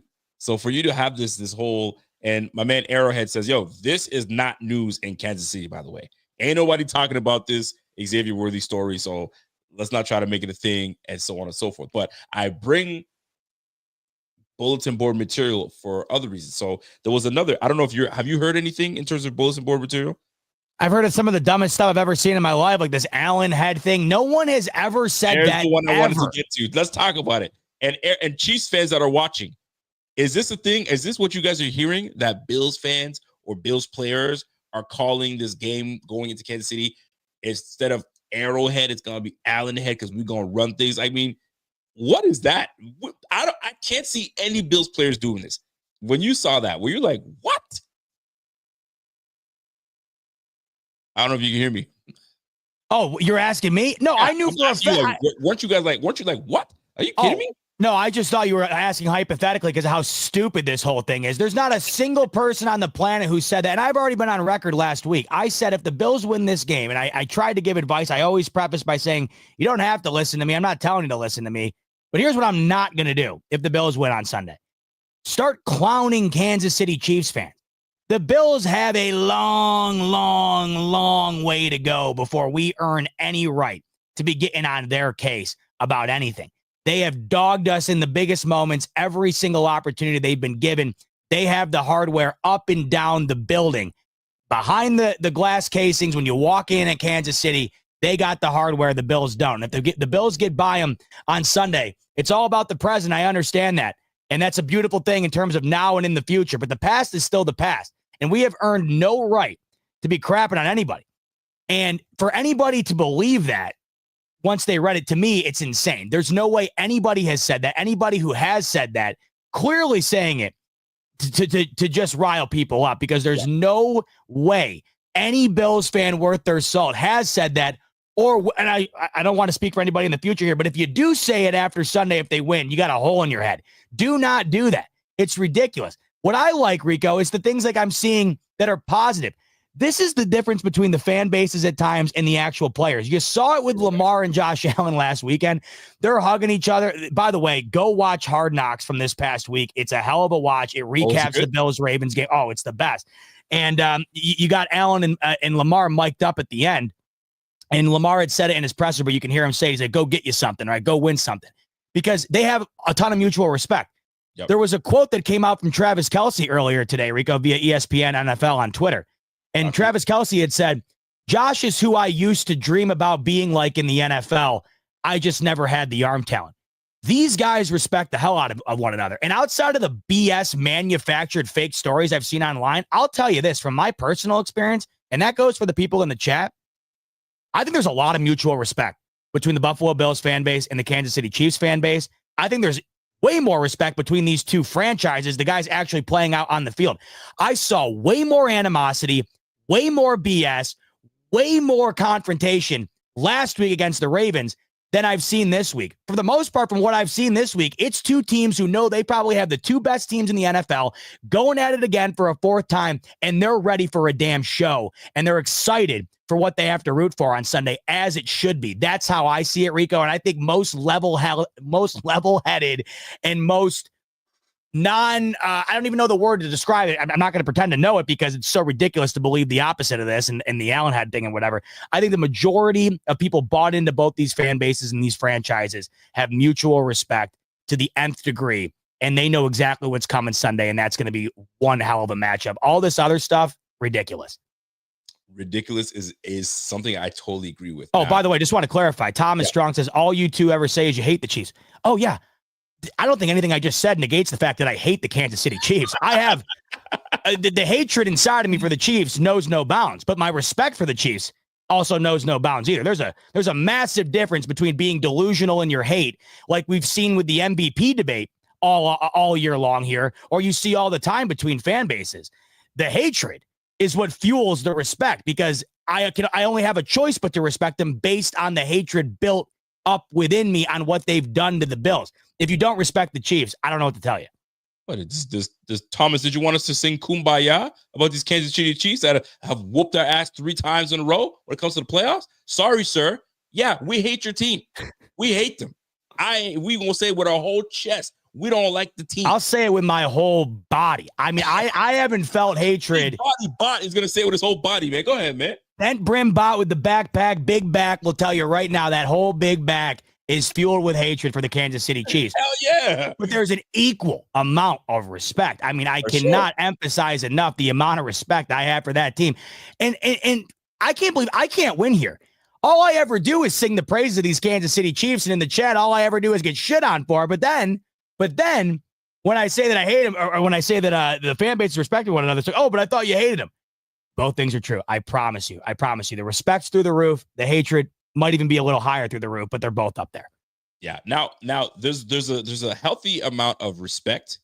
There's a healthy amount of showing love, but there's gonna come a time where you got to amp up.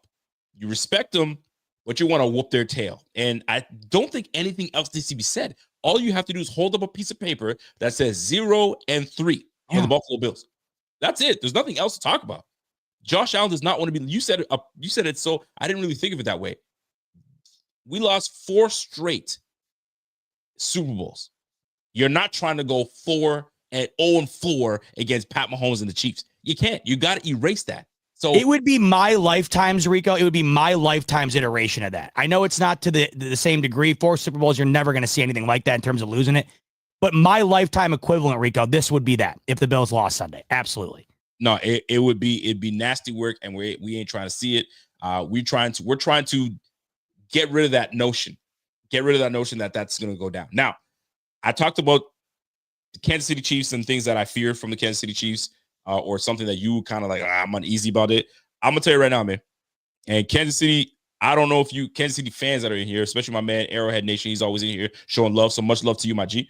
By the way, Arrowhead Nation is what makes the hatred a little less, by the way, man. He always like, oh, Arrowhead Nation, such a guy. Every time he says something, I'm like, man, you're really making it hard on me, Arrowhead Nation. You're making it hard on me. So, Arrowhead Nation, you can speak on it, and any other Chiefs fans that are listening. I have an issue with one individual on your squad that I don't want to say scares me, but this person gives me issues. And it's not a player. It's Steve Spagnuolo. Oh my God, I thought you were going to say Taylor Swift. I swear to God, I thought you were going to say Taylor Swift. I even forgot about Taylor Swift. As soon as you said it's not a player, I'm like, oh, he's going that route, and I'm ready for it. Taylor Swift, I can't stand her. No, it's Steve Spags, bro. Spags? Yep. And I have such a great respect for Spags because you could look at the Kansas City defense all year round where you could say, they've been okay. There were certain games that they should have lost, but they never did. But they always seem to make the right play at the right time. And he seems to have a great game plan for Josh Allen and this offense. And I bring Spags up. Somebody said, yo, Josh, Spags has no answer for Josh. I beg to differ.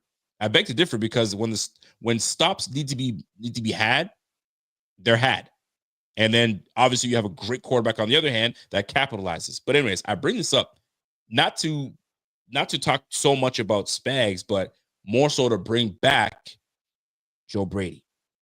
Joe Brady, this is going to be a chess match between Joe Brady and Spags. And I don't know what Joe's going to have to do, but I hope he keeps the same mind frame of not getting too cute, not getting out of pocket, and not having these moments where you're wasting our downs because you're not going up against a slouch of a quarterback. Because you give the ball back to Mahomes and you don't capitalize offensively, you were in a hole. So please, Joe Brady, put my guy in the best position to succeed.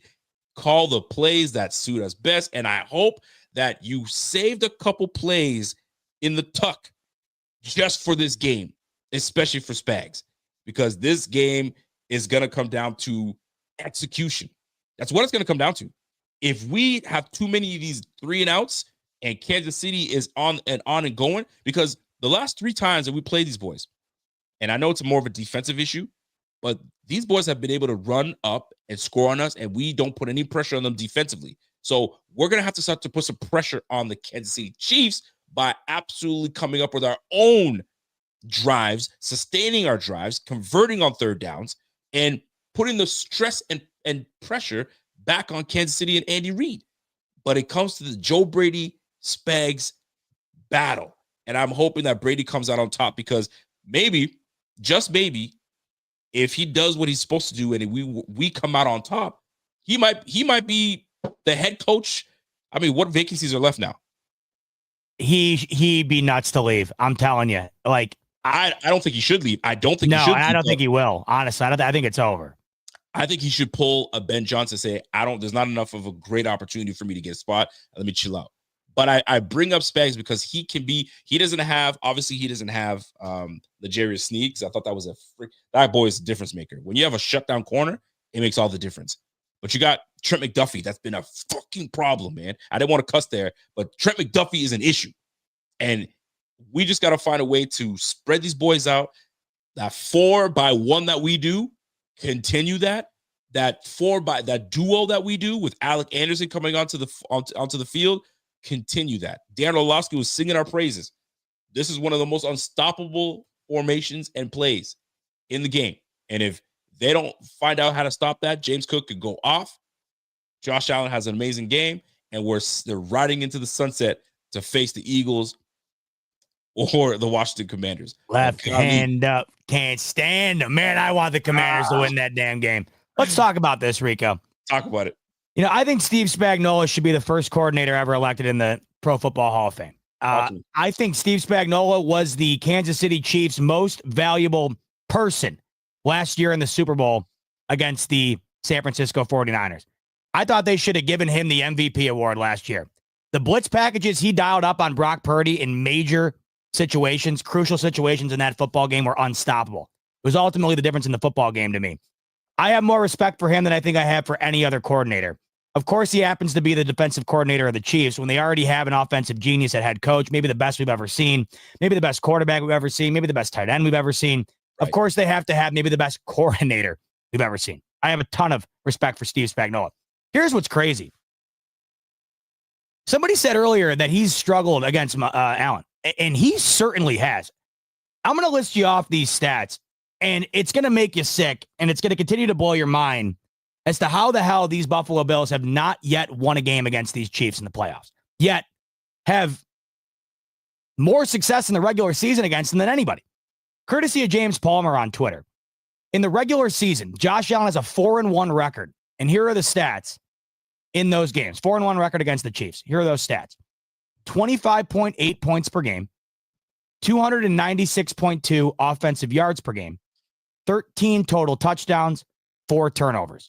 4-1 record with those stats, Rico. In the playoffs, Josh Allen against Steve Spagnuolo's defense is 0-3. 28 points per game, 342.3 offensive yards per game, 9 total touchdowns, 1 turnover. So they average nearly 50 yards more of offense, 3 more points per game, 3 less turnovers, and I know they have 4 less touchdowns, but they've also played 2 less games. The point here is Allen, you could argue, has been better against the Chiefs in the postseason than he has been against them in the regular season. Yet he has a 4-1 record against them in the regular season and an 0-3 record against them in the postseason. And this is why when we're talking about what this game comes down to, we touched on it a little bit earlier. It's the defense. It's the defense and their ability to give the ball back to Josh Allen to put more points on the board than 24. These teams have played each other 3 times in the playoffs. The Bills have scored 24 points in 2 of the 3. And like I mentioned earlier, the only time they scored more, the Bills defense allowed 42 points to the Chiefs, including that 13-second debacle. The Chiefs have scored 27 plus in each one of these games, including 42 and 38 points in 2 of the 3.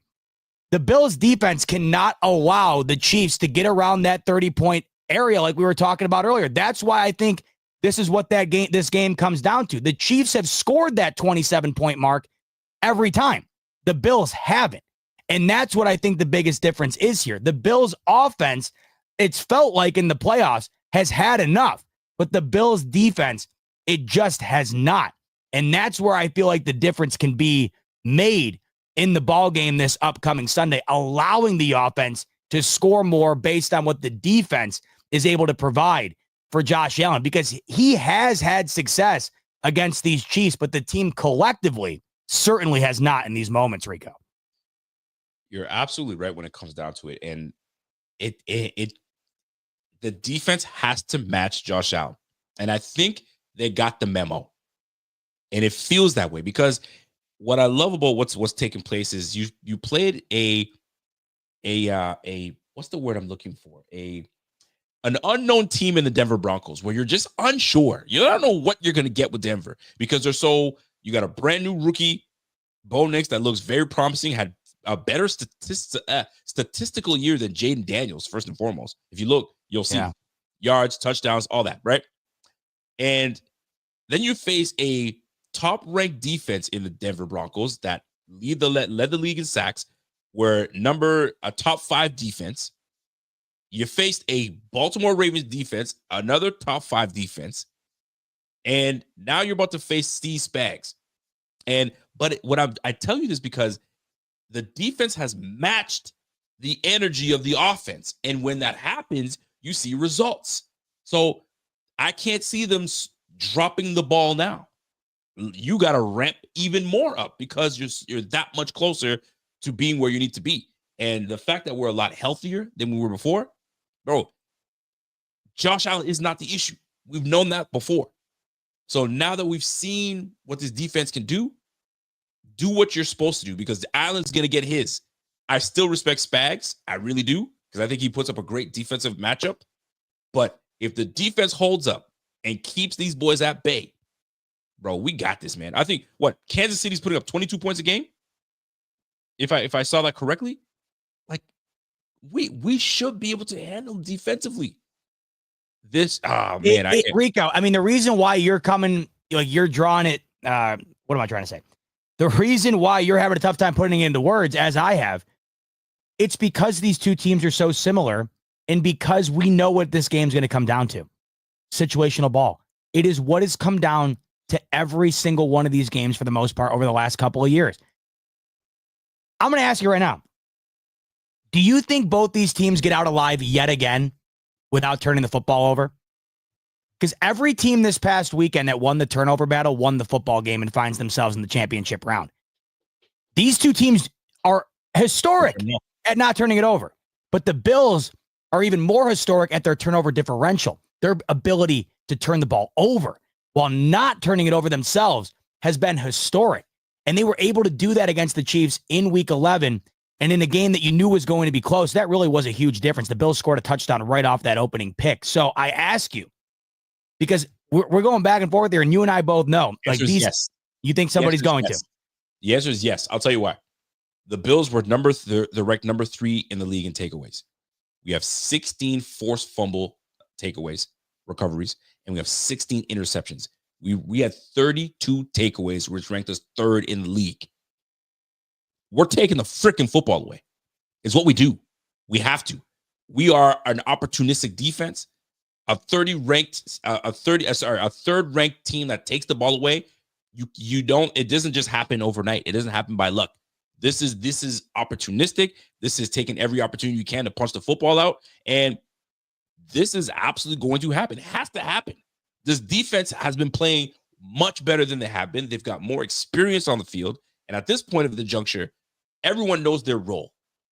It's not 2020 where we're just figuring out Pat Mahomes and how crazy he is. This is year 7, 8 that we're facing this brother, man. So we know what's at stake. We know what these guys like to do. If Andy Reid in his 20 plus years of coaching decides to say, you know what, this bag of offensive tricks I had before, I'm going to put this one away. Let's go back to 98. They don't know about these ones. We don't know what he's going to do. But the point is, we know the personnel. And if we can dominate the personnel and do what we do, everything matters. More specifically, we've been able to keep Josh upright. This is the best O-line that we've had in such a long time. Josh is usually uncomfortable running for his life. Bro, this guy's been clean. And the wrinkle of bringing Alec Anderson in to now sprinkle in the run and be balanced, bro, this is why this game is going to be so good. Going to be so good. So we can't make mistakes. Defense got to step their game up, obviously. But I think we're going to be the more opportunistic team that takes the football away and forces Pat Mahomes into an uncharacteristic play of him trying to do too much. We take away Travis Kelce, and he tries to make a play. And this is going to be such a tight game going back and forth. And he might have to say, I need to take a shot. And this is where we come in and say, thank you very much. It's something you look forward to seeing happen, and you can envision it. It's happened all year round. Why stop now? Why stop now? It's got to continue. And we're riding on a high right now. We just took down a very good Ravens offense, one of the most challenging offenses to stop. Now we're going up against a team that, will throw the football. Nobody too fearful on the offensive side of running the football. I think we can kind of corral a little bit more. Know where Josh, listen, his leading receiver all year round, who was it? Noah, hold on. I got to make sure I got to get this right, because I think this is important, having the leading receiver, because who does he like to go to? Go to Josh. Josh will say, yo, whoever's there, I'll take it. My man's main guy that he goes to is Travis Kelce. 97 receptions. Next guy up, Xavier Worthy at 59 receptions.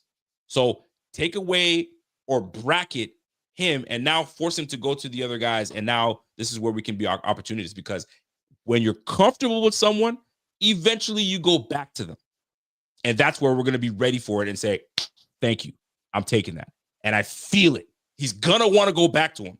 And we're going to bait him somehow, some way. And then one of us is jumping on that tip ball. Here comes Jordan Phillips. Interception. I'm just waiting for it. We got to be opportunistic. We got to get our hands up in the lanes, keep him from moving around, keeping Pat Mahomes from scrambling. That little scamper he does that pisses me off so much. That little swivel of the hips. His hips are too oily for me. You ever see a quarterback run with oily hips? That's Pat Mahomes. Yo, he's slippery as hell. He's a little fancy in his run. So we're gonna have to, put that to bed and keep him, make him throw the football, make him hold on to the football, and away we go. But that he's so damn good. He's gonna make plays one way or another. It's just that we gotta limit them. We gotta limit his plays. But I love that the defense has matched the energy of the offense, which gives us a good opportunity to stay in this game and win this game. So that's the way I see this going down. I just can't help but think no matter what happens, it's just there's no way that this game isn't within 3 to 6 points in the fourth quarter. And then that's what it's all going to come down to. What's Vegas saying right now? So Vegas right now on BetUS currently has the game at a 1-point margin. So currently on BetUS, the Bills are a 1-point dog, which I've said earlier. Thank God. I mean, thank God that this hasn't moved. This has literally been like this all week.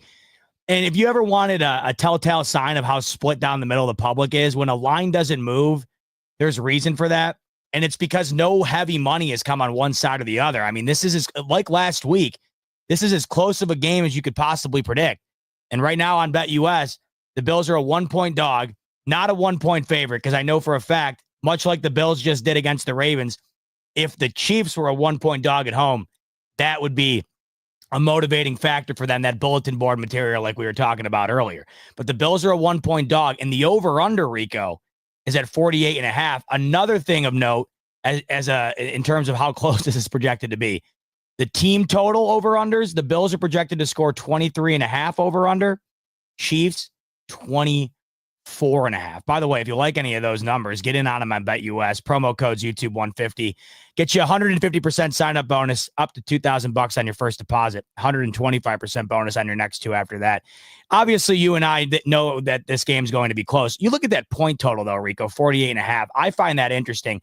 I had told you last week that I thought that the Ravens-Bills game was going to be lower scoring than people thought. I think a lot of people looked at that and they thought, Allen, Lamar, we're going to see fireworks. The over-under for that game, Rico, was 51.5. Oh, my gosh. It finished at 52. You know how it goes. You look at the over-under here, Rico. How do you kind of see this game going in terms of the amount of points put on the board? I think like you said earlier, man, it's going to be in that middle of the pack. 20, 21, 20. I mean, I said between 25 and 30, but like it's going to be between that 21 to. Well, if we're thinking based on the number, this game is viewed as like a 24-21 game. Right. So it's going to be in that range. So it's and you know what? It's funny that you bring this up because we're talking about offense. We're talking about defense, right? We're talking about coaching.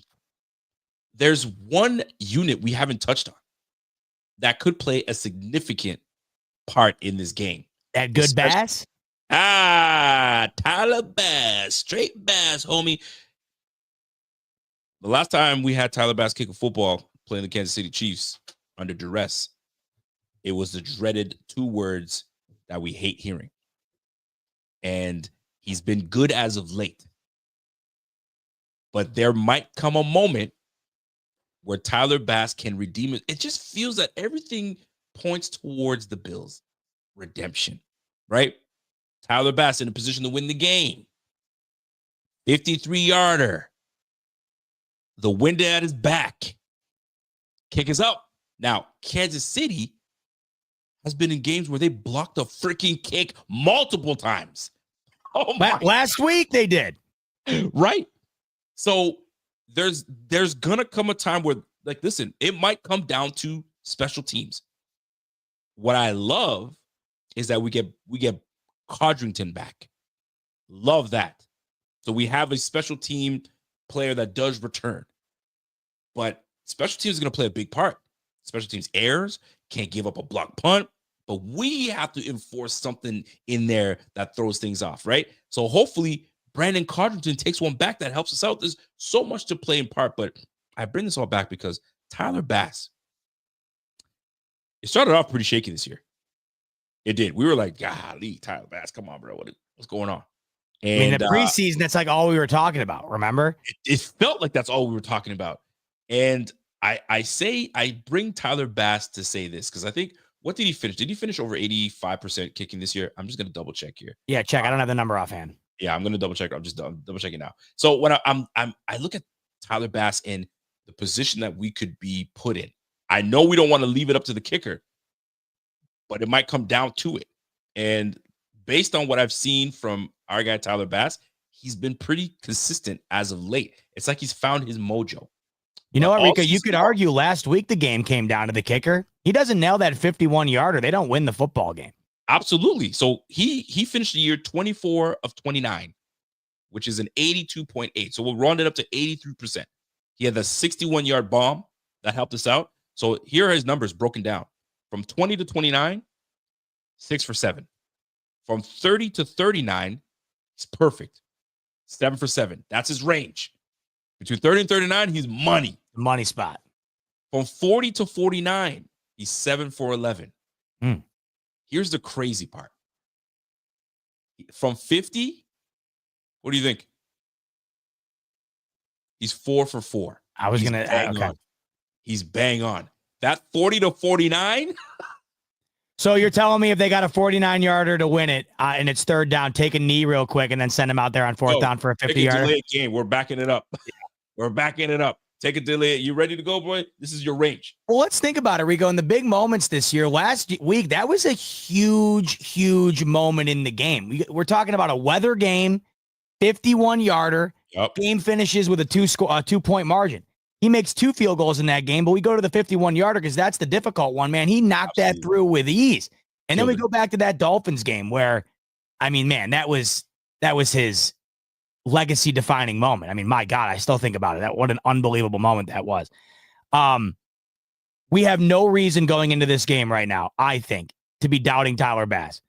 He was able to put it on the line last week in a game where if he doesn't, they could have lost. He did it in the biggest moment of the year in terms of it coming down to his leg in that Dolphins game in a spot where, I mean, come on.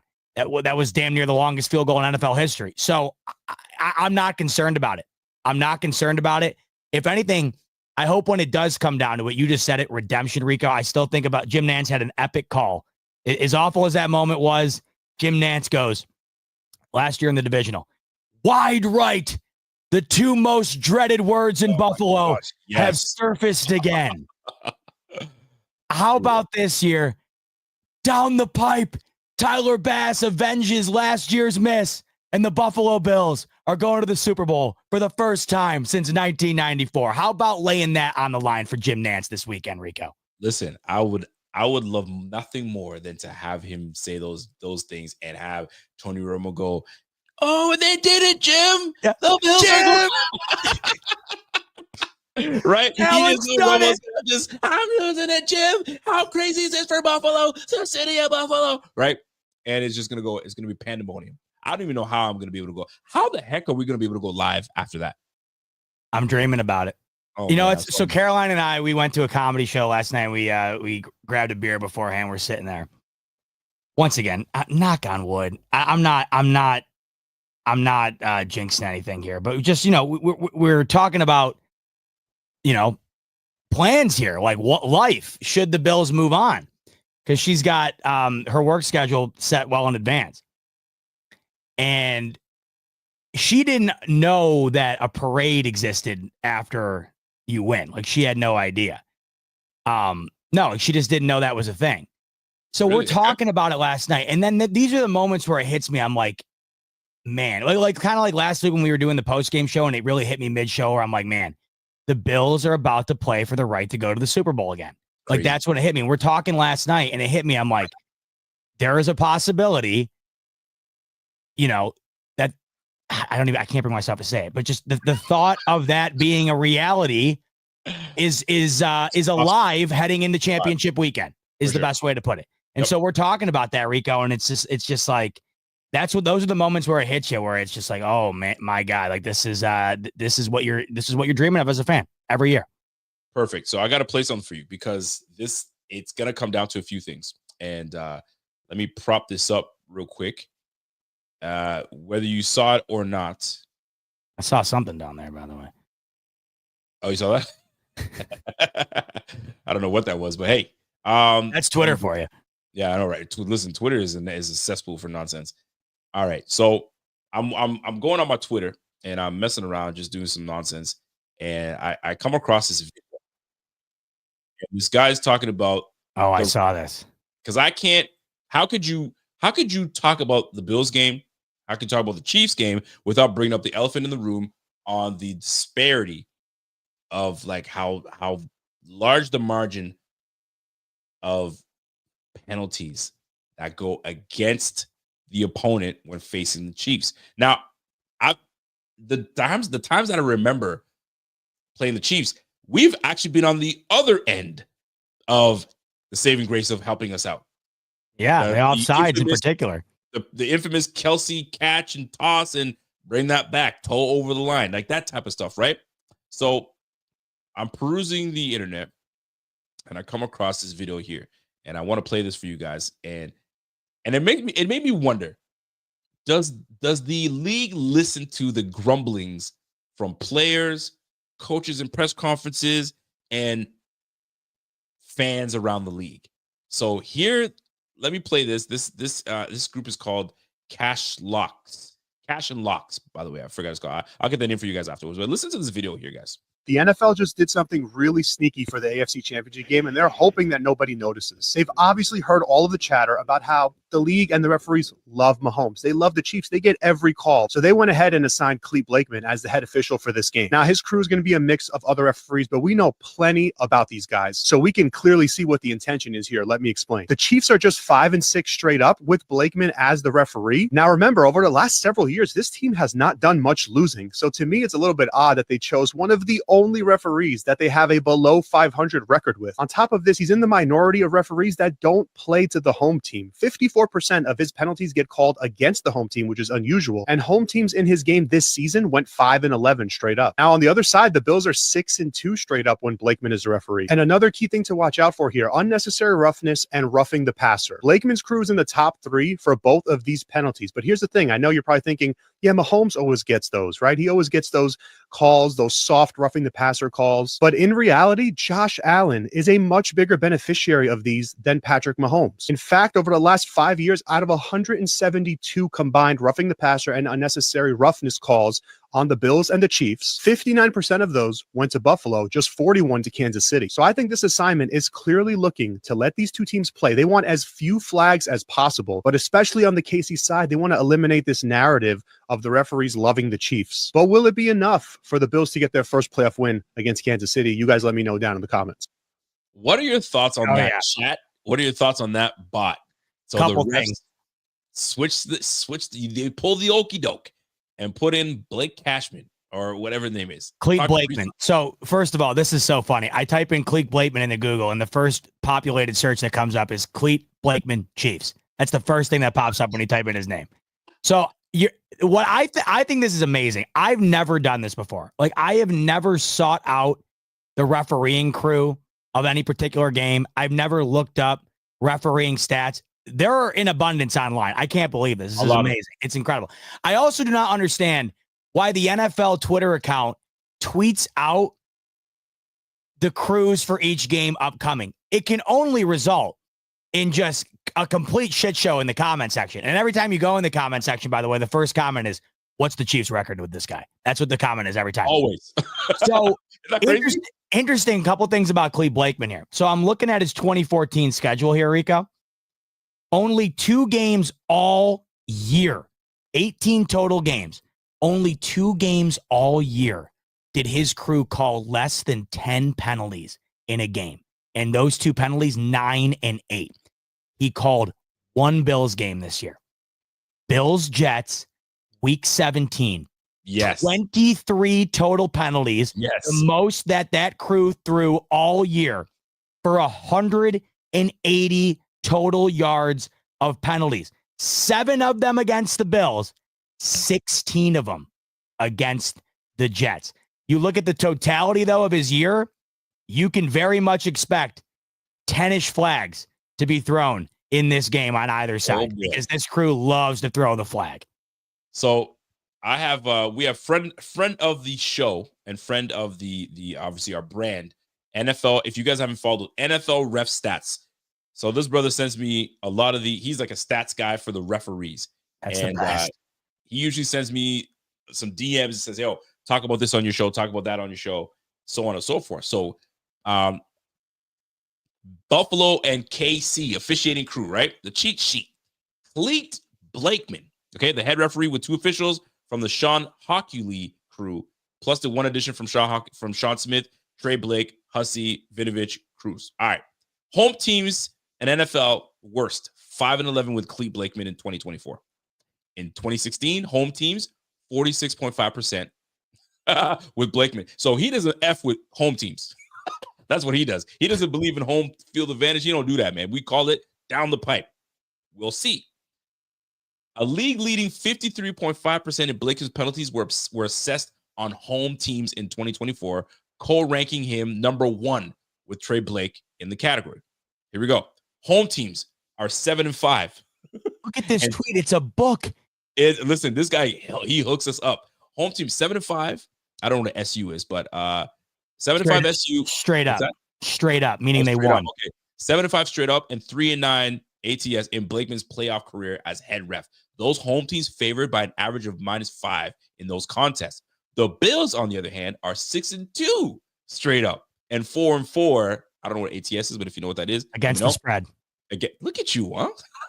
Against the spread with Blakeman in the Josh Allen era. So right now, we are advantage Bills at this point, right?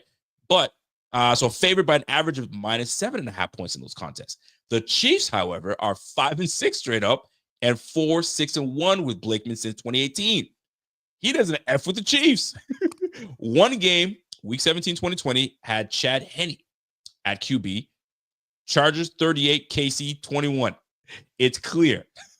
NFL officials looking to push back against the rigged narrative and the assignment of Blakeman at least quietens that in the lead up to the AFC Championship game. Now, the crew itself, you've got Blakeman, you got Hockley, two Hockley's officials, and one official, Sean Smith from the crew. So hold on, this is a combo of crews this weekend. Yes, I take it. Okay, it's a combo, so that way there's no BS of this is the crew that I always with. All right.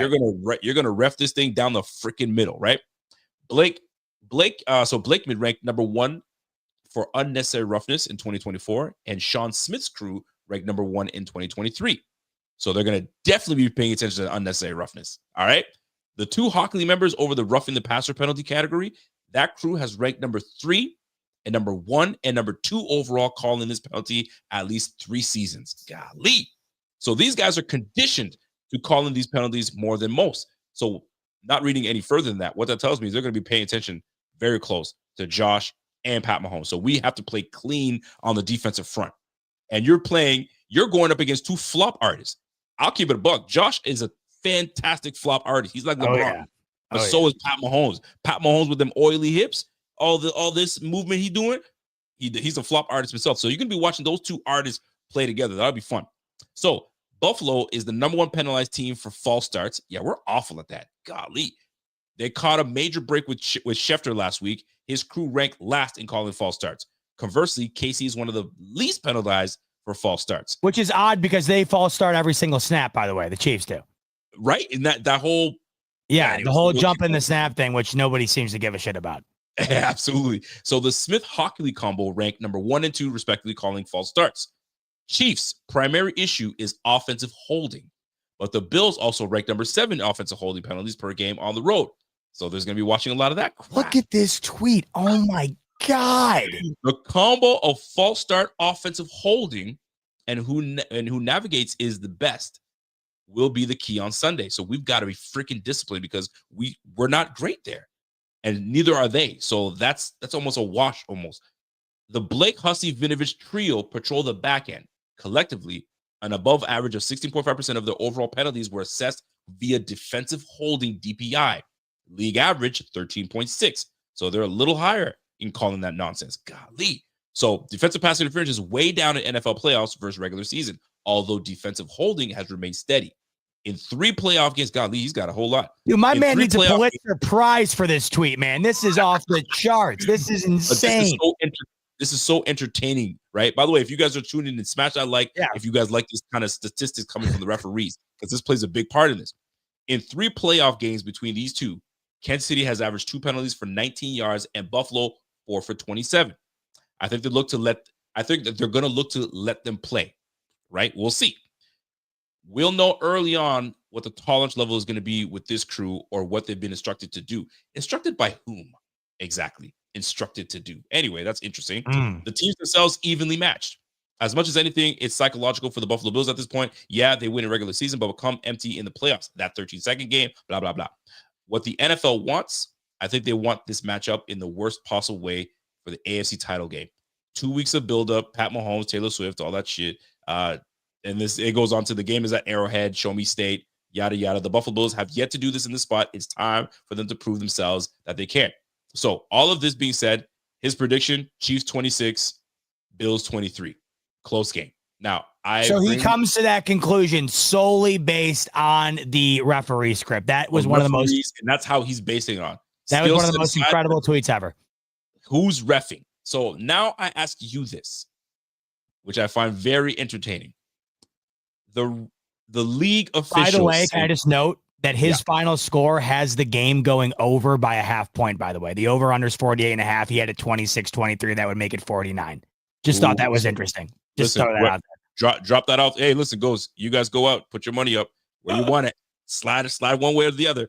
So all of this is great. So I ask you this. The league consciously making the decision to bring these boys here is, to me, in my opinion, is proof that they're not liking the treatment that the Kansas City Chiefs have been getting. And this game is going to be too good for the refs to get involved and make such a abysmal move that just creates nonsense. So they tried to make it as neutral as possible. I like this. I like that the refs the league officials got involved. And okay, what do the Bills do that usually gets them in trouble? What do the Chiefs do that get them in trouble? All right, these guys are at home. I don't know how this is all played out, but I love the fact that they're handpicked for this reason, specifically for certain things that make this thing down the line. And what I love most about football is the refs that just let them play. Let them play. Don't try to be the star of the game. We don't need you to sit here, be the back judge, and have a 4-second delay And then it's like, and that 4-second delay always made me wonder. This is just me internally saying this, and I'm going to say it out there. Do the refs have earbuds or one of those things in their ears? Do they? Oh, an IFB? IFB. I don't know if they do. Maybe. I'd have to Google that. Well, they're hooked up to the PA system, so I would imagine there's got to be some ability to go back and forth.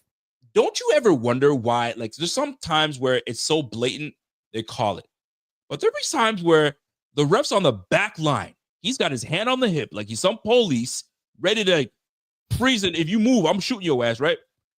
And the minute 3 seconds, 4 seconds, all of a sudden they drop it. You're like, yo, what do you mean? You got the player going, celebrating and all that stuff, and he turns around and there's laundry on the floor. I always wonder if these guys have a little something to say, yo, call that right now. And he can't say, you can't see him move his lips. He can't talk. He got to listen to what they say. Whatever comes in the earbud is final say. Question is, I don't even know if they have earbuds. So I'm being a conspiracy theorist at this point. But I bet you we'd know by now if they did. I mean, somebody would have definitely gotten that off, right? What do you call it, an IFB? IFB, earbuds would probably get you a better search result, but I highly doubt that they do because I guarantee you that would have been a story by now. I mean, there's no way it wouldn't have been. But it's funny you bring this up because the things that you're trying to look into with refs, Clete Blakeman always stands out to me. This is something I've never heard anybody talk about but me. I don't know why. I notice it every time. There are certain refs who add theatrics to the way that they call penalties. And I'll give you an example. So typically holding, out of every 10 holding calls, wouldn't you say 9 of them are offensive? Yeah, absolutely. Okay. I'd say so eight out of 10, I'd say offensive. So primarily offensive, right? Yeah. Clete Blakeman, watch this on Sunday. And you heard it here first, by the way. I'd never hear anybody talk about this. The reason I know him so well is because he does this more than anybody. Okay. And I call it theatrics. He plays it up. So say it's a defensive holding. Okay. This is what Clete Blakeman will do. Okay. Holding, defense. That's how he does it. So instead of it being, so this is how he would call an offensive holding. Ready? Holding, offense. If it's defense, watch. He goes, holding, defense, and then the crowd goes nuts. I'm telling you, guys, watch it. I've never seen anybody talk about it. Please watch for it so I know I'm not going insane. So you paid attention to this? Dude, I have noticed this since I was like with a long time. Him more than any guys. Can we pull up a Clete Blakeman call right now? No. Watch for it Sunday. I guarantee you it happens. I'm going to try to pull it up. I got to see if you notice it on Sunday, tag me on Twitter, please. It'll make my day. Please do it. Some people in the comments are saying it right now. ZM is saying it. Bot, thank you. That's so annoying. Koala, you're right, Bot. Koala Bear doing it. Holding. I'm telling you, this guy, and Malik's saying it. He goes, I know what you're talking about.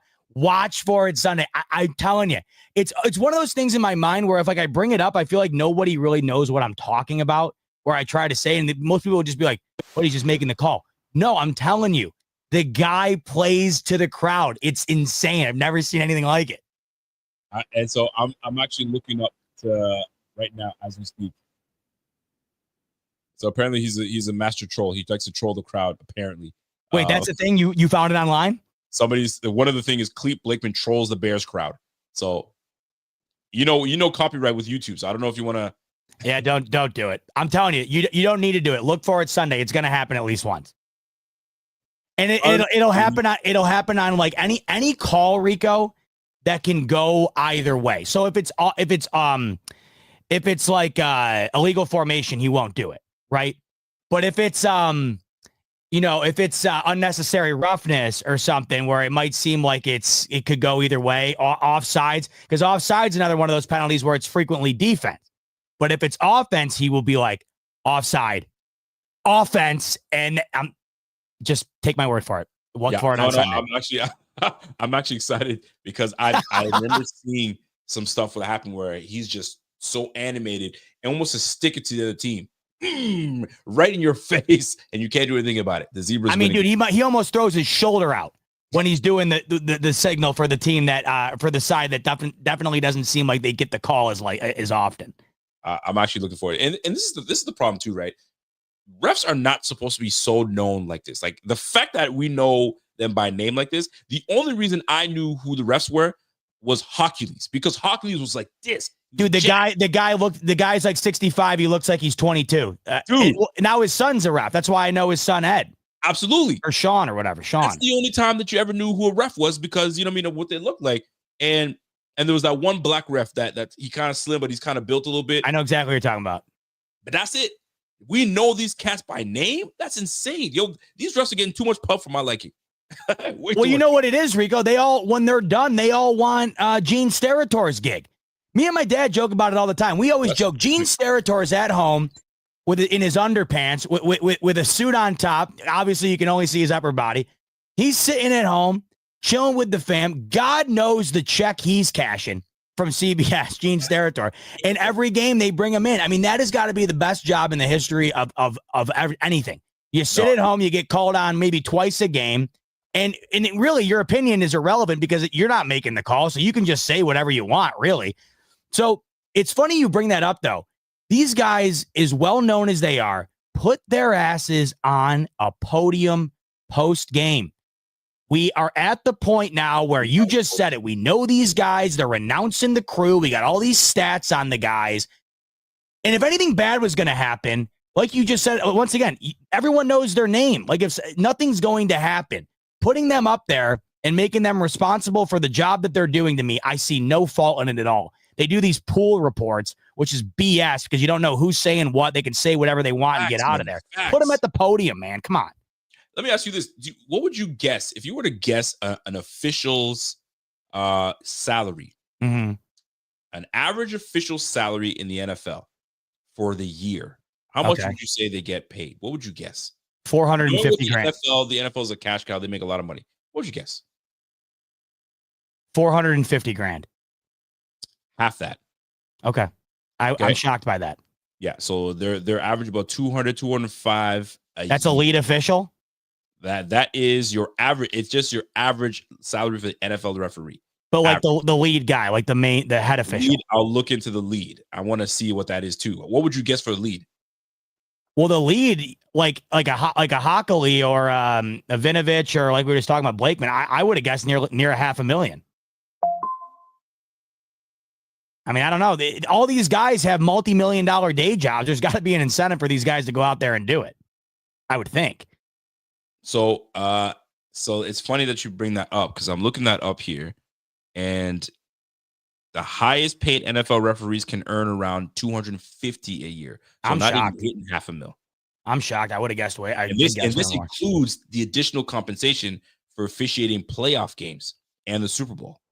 Oh, and that can usually boost their. So they're looking at 250, maybe no more than 300,000, and that's working playoff. So they're basically doing it for free, Rico. Yeah, pretty much doing. I mean, shoot, that's a great career. If you could be a ref, are you kidding? How long physically, if you could do it for long enough, I mean, you're not running up and down the road, up and down the field. I mean, yeah, and it's not like back in the day where they put the judge in the middle of the field with the linebacker, and you were literally put in the middle of a gauntlet. They put you behind the quarterback now. It's unbelievable. Yeah, listen, you got to be. I'd be surprised where they don't wear like a mini helmet or something like that, just because you're in there, or even shoulder pads. Put some shoulder pads and a helmet. You win the mix. No, here's what they need to do. They need to get rid of all of them. They need to put in an infinite amount more cameras. They need to put another chip in that ball, and they need to use this Sky Judge far more frequently than they are. The amount of times this year I've heard a broadcaster get on the call after an awful call or non-call and then say that's clearly not a foul, and then immediately follow it up by saying, yeah, well, it's not reviewable, so 2nd and 10. No. If it's that blatant, why can it not be reversed? God didn't come down here himself and etch the rules of the game in stone. The rules can be changed. You can reverse it. You can. Why are some reversible and some are? If I'm not, like, once again, I always say this. I'm not saying you got to go and fine tooth comb every false start. I'm not saying that. But the amount of calls this year we saw where there was a face mask grabbed and it wasn't called, or a face mask wasn't grabbed and it was called, or one of these terrible roughing the passers or whatever. If we have the technology, which we clearly do, and we have this sky judge that seems to just drop in at any given time without reason, we never know when it's going to happen. Why can we not have some more legitimacy to it, some more rhyme or reason to it, and improve the game? Because all of it's on the table and they're just neglecting to use it. Love it. Love every bit of it. It's funny. Now, I want to switch gears a little bit before we get into the super chats, because we got a few super chats. Chicago Bears. Yeah. They signed, obviously, their new coach, Ben Johnson. Mm-hmm. And Ben Johnson is poaching coaches from the freaking Lions. And he brought over JT Barrett, and now that's going to be his quarterback's coach. Apparently, he was super wow. I didn't even realize JT, but former Ohio State quarterback. I didn't even realize he was right. So wow. JT Barrett is headed to be the Lions' assistant QB coach. Okay. Mm-hmm. He's going over the Bears. That's apparently he was very well liked in that building. Not only that, these boys, Ben Johnson went and got Antoine Randall L. You remember him? Yeah, I didn't know these guys were coaching. Wow, that's cool. Antoine Randall L. is now their new assistant head coach, receiver coach. Okay. So that's a huge get for and both him and Barrett were with Detroit? Absolutely. Okay. So he's poaching them boys. If you're and I say this to you, right? It's like bittersweet for Dan Campbell, because I've had success with this squad. We weren't able to get it done, which I really hoped we would get it done. Ben Johnson's been playing it coy. He's been waiting for the right job. And he now has the team that's in their same division, and he's poached his coaches. As Dan Campbell, are you like, welcome? Or, you know what? This is the business. I appreciate it. It's going to be all love. We go from there. How'd you feel about the Bears signing him? And how'd you feel about the standing ovation that Ben Johnson got in when he went to Chicago's facility? Well, it wasn't just him. Aaron Glenn just took the job with the Jets. So they lost both their coordinators. Right. And now, as you mentioned, they're getting other guys that were in the in the weeds there, and the coaching staff being poached as well. Well, two ways to look at it. One, it's a sign of having a great team. Facts. And you can quite obviously tell Detroit is not used to having a great team. Not that I want to sit here and stand on a pedestal. I watched a bad team for 20-some years of my life, but Detroit was having a conniption fit over the fact that Ben Johnson and Aaron Glenn left. Like, what do you expect? What do you expect when you have an offense that was as potent as Detroit's was, especially with the creativity that Ben Johnson brought to the game? He was always going to leave. He should have left, or not that he should have left. He could have left 2 years ago. And then Glenn, I don't know, that situation there is awfully interesting to me in terms of the Jets hiring him there. I think that is way too similar of a hiring, in my opinion, in terms of the route that they've gone for the longest time here. Like, I just would have thought they might have changed complete direction philosophy-wise. It doesn't necessarily seem like that's the case with the Jets. Ben Johnson, that situation, it's different. That would be like if Brian Dable took the Jets job, right? Yeah, I could see we would have a lot more animosity towards Brian Dable than we did for him going to the Jets, or the Giants, which, I understand that it's all in good fun, but the Lions fan base, it didn't seem to be in good fun at all. It seemed to be very, very very animosity filled. It definitely is. And guess what? They didn't stop there, by the way. Al Harris, former cornerback for Green Bay. That's a while ago. He's joined the Bears. He was actually a passing game coordinator for the Dallas Cowboys. Apparently, he was a very well-liked guy. He now goes to the Bears. So Ben Johnson is putting a team together. Here's what's interesting to me. I thought all of these jobs available in this coaching cycle were not great jobs. This is why I don't think Joe Brady should take a job, nor do I think he's going to take a job. You go to coach the Chicago Bears if you want to go and lose your job. That's how I see it. It's the same thing with the Jets too. You take these. They got a quarterback though. That makes all the difference. It also is all the reason to get fired if that guy doesn't wind up panning out. If Caleb Williams has 2 years in a row where he's a Trevor, think about it. Trevor Lawrence was supposed to be the greatest prospect I've seen in my lifetime. He's now on his third head coach, right? Right. Not including interim, by the way. Caleb Williams is now about to be on his third head coach, including interim. That's what makes it even more risky. Yes, it's more it's more of an incentive to take the job because you do have the quarterback. It's also more of a reason for you to get fired if it doesn't work out with that quarterback. So it's kind of a double-edged sword. It was the best job available because of that roster, but if you can't make that roster work, then the blame's more likely going to be on you than it is going to be on the first overall pick, right? Or it was Ryan Poles, and Ben Johnson. They sit there and say, "That's not my quarterback, number one. I like him. I'll see if I can fix him. I'll see what I can do because you know what I mean." Caleb Williams, absolutely. Some people don't think he was going to be that good anyway. In the end, it's like they were saying, "Yo, take Jane Daniels over this guy." You kidding me? No. Anyway, so let's just say Jane Daniels doesn't work out. He's not what they thought he was. Ben Johnson might be able to say, "I didn't pick him." So if we don't do well these next couple of years, at least give me an opportunity to pick the quarterback that I want. But that's where you got to show me something on a good product on the field before I trust you with that. Or they might say, Ryan Poles, you're out of here. You pick that guy. Now I'm going to pick a GM that's going to be lockhead with Ben Johnson. But you know the NFL. The NFL is not so forgiving. They might say, yo, 2 years, you're gone. But see, this is where I don't put the keys of the franchise into the hands of a first-year head coach with a roster that I've already built to win now. Like, for instance, you're right about that. The only two hirings to me that I thought made legitimate sense up until this point, Mike Vrabel to the Patriots, that speaks for itself. 100%. And I think Pete Carroll to the Raiders makes sense because Pete Carroll probably didn't have all that many options left. He wanted to coach again, and the Raiders, once again, another one of these franchises.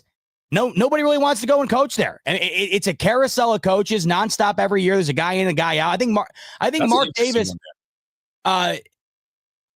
Mark Davis is paying, I think, 4 coaches right now. He's still got John Gruden on his payroll. He's paying Mike McDaniels still. I mean, I'm telling you. So Pete Carroll, he's sitting at home. He's pretty much retired. And I understand why he'd want to take the job. I love Pete Carroll, by the way. I was stoked to see that he got that job today. I freaking love Pete Carroll. Love everything about him. I think the Raiders will be a better team because of it. There are guys that are proven, like Pete Carroll, like Mike Vrabel.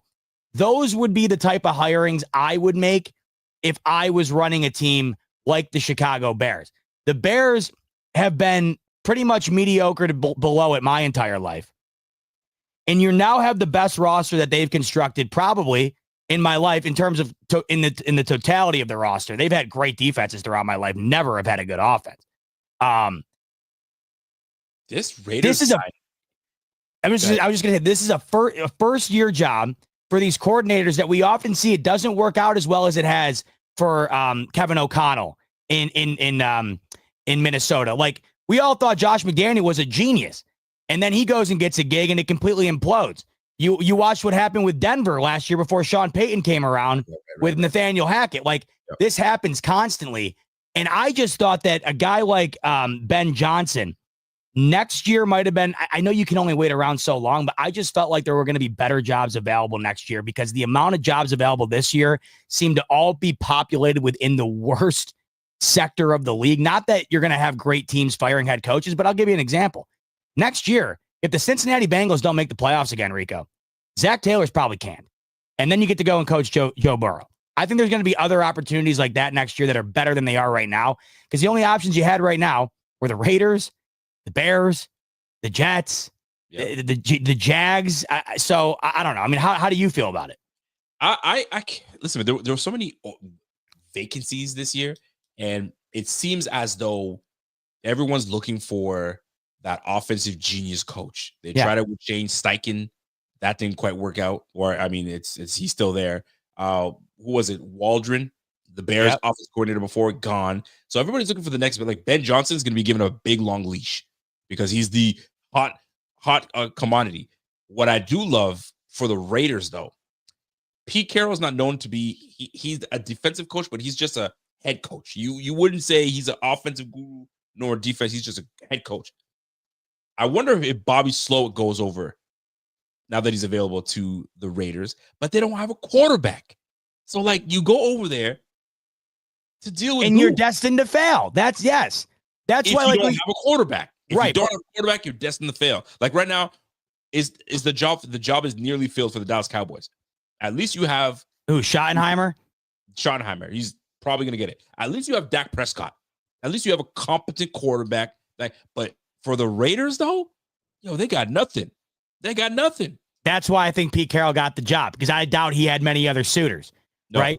But this is what I was just saying. Like, this is the tough part about it. Either you're going to a terrible organization with no quarterback, or you're going to a terrible organization with a quarterback, and that quarterback's success is completely contingent on you going in and making him successful. So either way, it's really tough. And I understand you got to take one of these jobs available to you at some point. Ben Johnson skipped out on 2 hiring cycles, and you want that payday. You want the ability to become the head coach at some point. But, a perfect example, we mentioned him earlier, Bobby Slowick. You go into this year, everybody thinking you're a genius. You had C.J. Stroud playing what many people thought to be top 10 quarterback this offense for Houston last year. No one saw it to be that good. Not only did he not get a head coaching job, he got fired as the offensive coordinator for the Houston Texans. So it's crazy how much things change. But I go back to the one thing that I think always matters most when hiring a coach, and this is why I'm a little bit weary on these offensive coordinator hires. It's the culture building. That's why Sean McDermott works. That's why Dan Campbell works. That's why Mike Vrabel is going to work in New England. That's why I think Pete Carroll probably will work to some degree, despite the lack of talent, with the Raiders. That matters more than anything. The Chicago Bears do not have a culture. They just don't. I think Ben Johnson's going to build something out there. You do. See, you said something, man. They've got a talented team, a team built to win. They can do it. Yes, I worry about the teams that have the talent like that with the inability to bring them together. That's why, like, when you look at a guy like Mike Tomlin, there have been teams that they've had where you look back and you're like, how the hell did he get them all playing on the same page with the characters he had in that locker room? You know what I mean? I worry sometimes with these guys that are all X's and O's. Perfect example right now. Perfect example. It's in our own division. Mike McDaniel. There's no culture in Miami. There's no discipline in Miami. And there's a reason why the Dolphins are viewed as one of the softest teams in the sport right now. Yeah. I can't tell you. I know. You look at that and you're like, what? Like, all the quirky stuff goes out the window after that. You're like, okay, I've had enough. I've had enough of his nerd and his nonsense that he's talking. Like there comes a time where you got to be able to chew somebody out. Like, we talked about that with Josh Allen, right? Yeah. When he's going to chew somebody out, he hasn't had to, thank goodness. But, like, I can't see McDaniel chewing anybody out. Hey, buddy, can I talk to you? I kind of don't like the way you spoke to me over there. Fuck you, coach. All right. Yeah, but then imagine saying it to Dan Campbell or Sean McDermott or Mike Tomlin. Good luck. So, like, it's like there's a lot of these coaches out there. Like, come on, fam. Like you need to be a leader of men. These are grown men that are making millions of dollars. That's why Dion don't want to come coach. Look, what am I going to tell somebody that's making $75 million? You know what I mean, or $100 million? Hey, bro, you doing this, man? They're like, yo, coach, get out of here. But there comes with respect. There comes a thing. But, McDaniel, I think he's gone after next year. Now, there are 2 vacancies right now. You got the Saints that are open, which I think is the more attractive job right now, because at least you have a competent quarterback in Derek Carr. And you have a defense that can still play. And you got Alvin Kamara. So you still got some guys that can play on that squad. But then Dallas Cowboys, who knows what's going on with Dallas Cowboys? So it's just a mess. But anyway, we got some super chats to read, bro. Let's get to it. We got my man Will 42. What up, Will? Will comes in with a big super chat. What up, fam? He goes, salute to Bot and Rico. LA Bills fan since 88. Golly. Bot has one of the dopest Bills jackets I've ever seen. And I've seen some dope ones in my lifetime. Yo, I'm ad-libbing when I'm saying this. He said, I've seen the dope ones myself. Bills 31-16. Ooh, 16 points. Ooh, hit that bell for Will. Come on now. I will. Listen, Will 42. I like that, bro. Let's go, my man GQ Bobby. What up, GQ Bob? Appreciate that super chat. A 20 spot. Appreciate that, G. He goes, it's all about discipline. Playing with the smart physicality and all gas, no breaks. Do not let the Chiefs linger around. You're right, because that's what the Ravens do. Ravens always let people linger around, and they got no business, right? The Bills need to have them match point for point. This is a different Bills team. They are ready. We are ready. We are absolutely ready to freaking celebrate. I can't tell you, man. We're one game away. You, baby, we're with you. We hope we see you Sunday, and we hope we see you in good graces. That's what we're hoping for. We're with you, baby. Hey, by the way, you driving up to Rochester again? Damn right, tomorrow. Hey, I can't quit now. This is becoming superstitious now, Rico. Keep up the trend. My man said, yo, check out my profile picture, B. Hey, I think I might have to change that to my profile picture too, because that's a nasty pic. I love it. I'm loving it, Boo. Keep it alive. I'm loving it. Keep it alive, baby. Anthony English comes in and says, yo, I'm ready to run through a wall for Allen and my Bills. Go Let's Bills. go. One win at a time. I absolutely agree with that. Just one win at a time. Everybody, I keep Want to telling know? people, one more win. They're like, what do you mean? We got two more. No. I know. One at a time. One win. And it's been the philosophy has been working the last 3 years. McDermott's been saying this whole we're on one. We're on one. One game. And they really truly bought into that. I'm here for it. I'm here for it all. I'm on the same page. I'm with you, brother. Owen King says, yo, I do not fear the Chiefs. I fear the devil magic. Whatever the heck devil magic is, we ain't He here. just fears whoever they sold the soul to. That's who he fears. Yeah, well, he fears. We rebuke that in the name.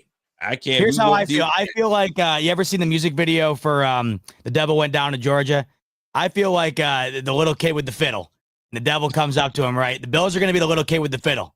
Little John. There you go. They're going to fiddle it all the way to New Orleans on Sunday afternoon. Yeah, we going to stomp on that devil magic. We don't play that mess over here. Here we go. What we got over here? We got Justin Tyndall says, yo, Houston had the ball for 7 more minutes. Yo, they had it. They just didn't capitalize. Yes. He was getting sacked left, right, center. The O-line did him no favors. It pretty much got Bobby Sloak fired. That O-line was horrible. And some folks are talking about how CJ Stroud regressed, and they're probably saying that he regressed because of the offensive coordinator. Maybe they fell out of touch. Who knows? Maybe that was a frustration fire, an odd fire nonetheless. But 7 more minutes of time of possession, and y'all still lose the game. Doesn't that kill you though? Like, what was happening behind the scenes? How do you go from a head coach candidate and one of the best offensive coordinators in the league, supposedly, to being fired after making the divisional round the following year? I just don't get it. Something happened. I'm sure it's going to get out there, but that's an interesting signing. Firing, excuse me. Yeah. Bartek, what's Bartek? BT. What's BT saying? By the way, BT's been trying to reach you, and you're not answering BT, man. Is he? Oh yeah, he's like, yo, does Bot not like me anymore? I was like, I love BT. It's probably in the Twitter DMs. Socials anymore? I've been trying to hit him up. I just want to get his attention. It's probably in the Twitter DMs. If I looked right now, I probably have 10,000 Twitter DMs. I never look at them. I don't know why. Bartek, I'll hit you up after this. My bad. It's not a personal thing. We actually, in fact, we used to, all of us had a chat on Twitter before a while back. All of us, you, me, Rico, and we had to switch it to another platform because I just never looked at the Twitter DMs. For some reason, I never get notifications on Twitter. Nothing. So I never know when I get a message or whatever. It never lets me know. So BT, I'll hit you up after this. My bad. No doubt. But BT was showing love. He's like, yeah, I just want to chop it up with Bot because I love Bot. BT knows the love's mutual. He's saying, I'm absolutely terrified that I wasn't alive for the 4 Super Bowl losses, rather. Therefore, I'll have to witness 4 losses to the Chiefs in the playoffs instead. Let's change that fate Sunday, Bartek. Let's change it. For the love of God. I know we have no ability to change it ourselves, but God, I hope 17 and the rest of the boys, I hope they change it. We got Sminotu says, Sminotu. I need 13 seconds to consider this. Ooh. Listen, take all the time you need. Take all the time you need. Just more than 13 seconds. That's all we want. Yeah, or less. Or less. That's it. Victor Lopez says, Josh Allen 17. Time for our winter soldier to march. Bro, I can't tell you how I feel that Josh is absolutely ready for this. It's a long season. When you get to this point in the season, it feels like a long season, and there's 2 more to go. But we gotta hit this one right here on the head, and then we'll go from there. But yo, Victor, feel you, bro. That winter soldier better get everybody going. Mikey M says, yo, Rico and Bot, you get this one. What do you got? What's he saying? Rico and Big Brother Bot. Random thought: if God willing, we make it to the Super Bowl, I would love it if you did a big time multicast, multi-stream Super Bowl watching party. That would be so dope.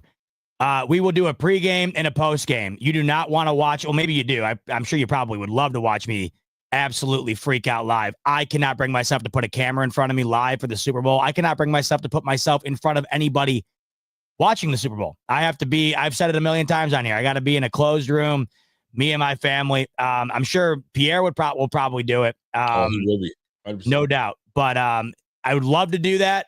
I cannot do that, but you can best believe we'll be on pre and post should we get there. No doubt about it, Mickey. No question about it. My man, Dan Brown. What up, Danny B? He goes, is it weird I was more nervous against the Ravens than I am against the Chiefs? No disrespect to the Chiefs. It's going to be a big tight game. I was more nervous facing the Broncos more so than the Ravens. I had more confidence in facing the Ravens, to be honest with you. And this one here, I'm absolutely 1,000% right down the middle. I'm not over. I'm not under. I'm right smack dab middle. But I can wait for this game. Before I was like, I can't wait. I can actually wait and just chill until the game comes, and then we go from there. I am more confident in this game than I was Baltimore. I agree with Dan.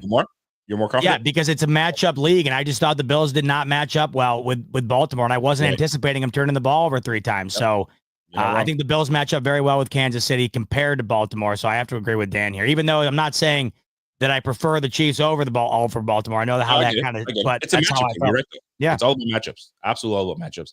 And you're right about that, man. That matchup was a nasty one. I was like, yeah, but I felt confident that we were not going to allow Derrick Henry to do what he does because we've stopped him before. Yeah. Richie Fresh, what up, Richie? Richie says, yo, it's simple. If McDermott doesn't choke under pressure, we win turnover. We win the turnover battle.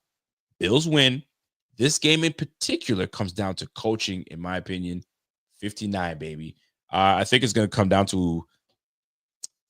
Listen, man, it's going to come down to a whole lot.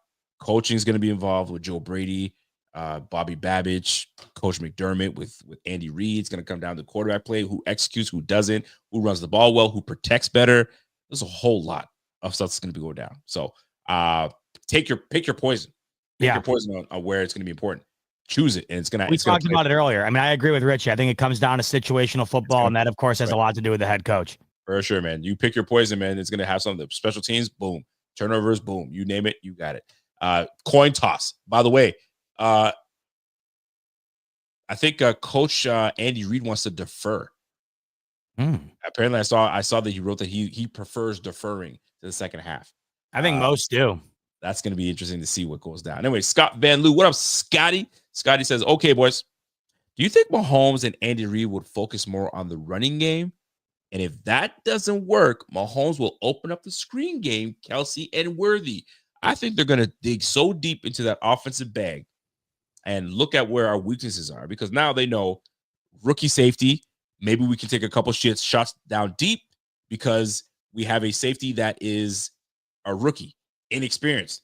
We're going to give him a look, give him some eye candy, make him pull up, and then hit him with something deep. That's the type of thing that I would do. If I'm a savvy veteran offensive coordinator, I'm looking at personnel. Okay, Dorian Williams is in. I see they want to play big on big. Okay, cool. Or there's that Cole Bishop guy. Okay, let's see how he does the first quarter. Oh, he's very overeager. Oh, he's nervous. Look at his back feet. There's so many things you got to pay attention to. Oh, he doesn't want to give up the big play. So Travis Kelce keeps sitting in front of him. We'll take 8 yards every time until he bites. Xavier Worthy, we're going to hit. So many of those things are going to take place. That's where the chess match comes in between coordinators, right? What are we trying to do? How do we set things up? Exotic look, non-exotic look. So much to jump into. Anything you want to jump in on that? I think I agree with you. I think this is a game where you don't hold anything back. Andy Reid is capable of throwing anything at you. He's going to throw everything at you. The Bills got to be ready for it. It's going to be a lot more than just the run game. I mean, obviously you get Kelsey involved, but Worthy's the guy that stands out to me. I could see them having one or two things that we haven't seen in the past, geared up and ready to go for this upcoming weekend for Xavier Worthy. So something to look out for sure. 1,000. I agree. Bills Mafia sending some love. From Canada. What up, BS? I see you. Signified knows my Mariline's finest. Marvin Lewis won 0 games in his tenure and coached over 10 years. Zach Taylor went to a Super Bowl. He's coaching that team till he dies. Well, I think I disagree. What's that? I disagree with that. Tell him why you disagree. Tell him why you're mad. Tell him why you're mad.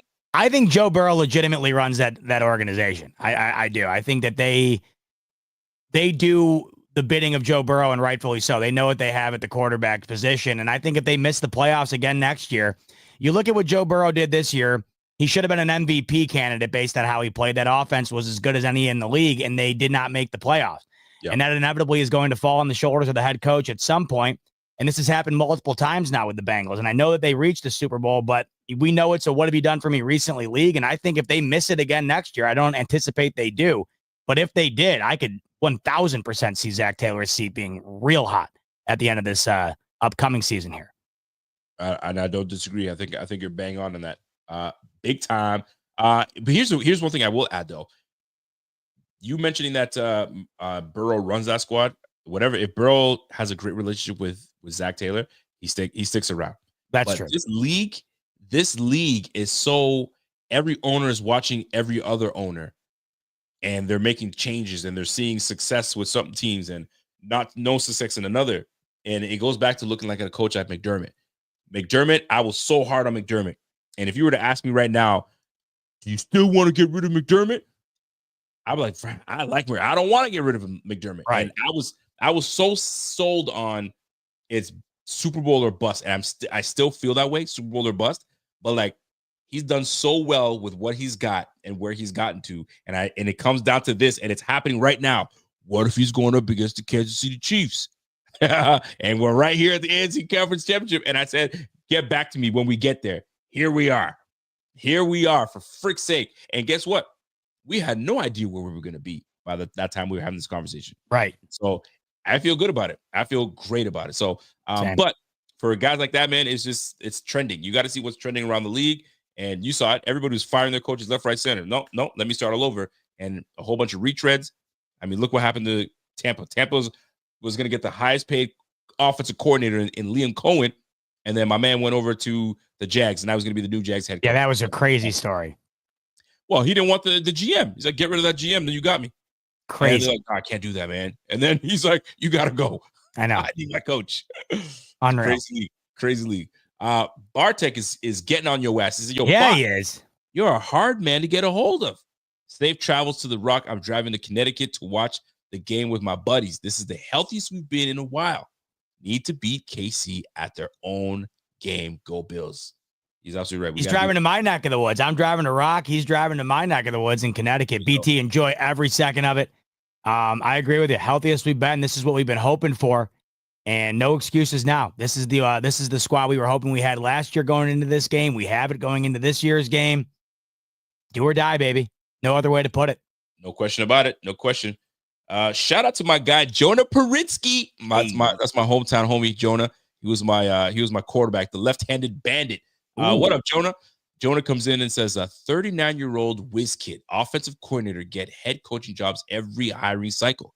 Mike McDaniel will be the back. He'll be back to designing screen passes for Kyle Shanahan in no time. Culture is everything. I could totally see that. When they move on from him, he'll go right back to Kyle Shanahan and say, let's run it back. You had your stint.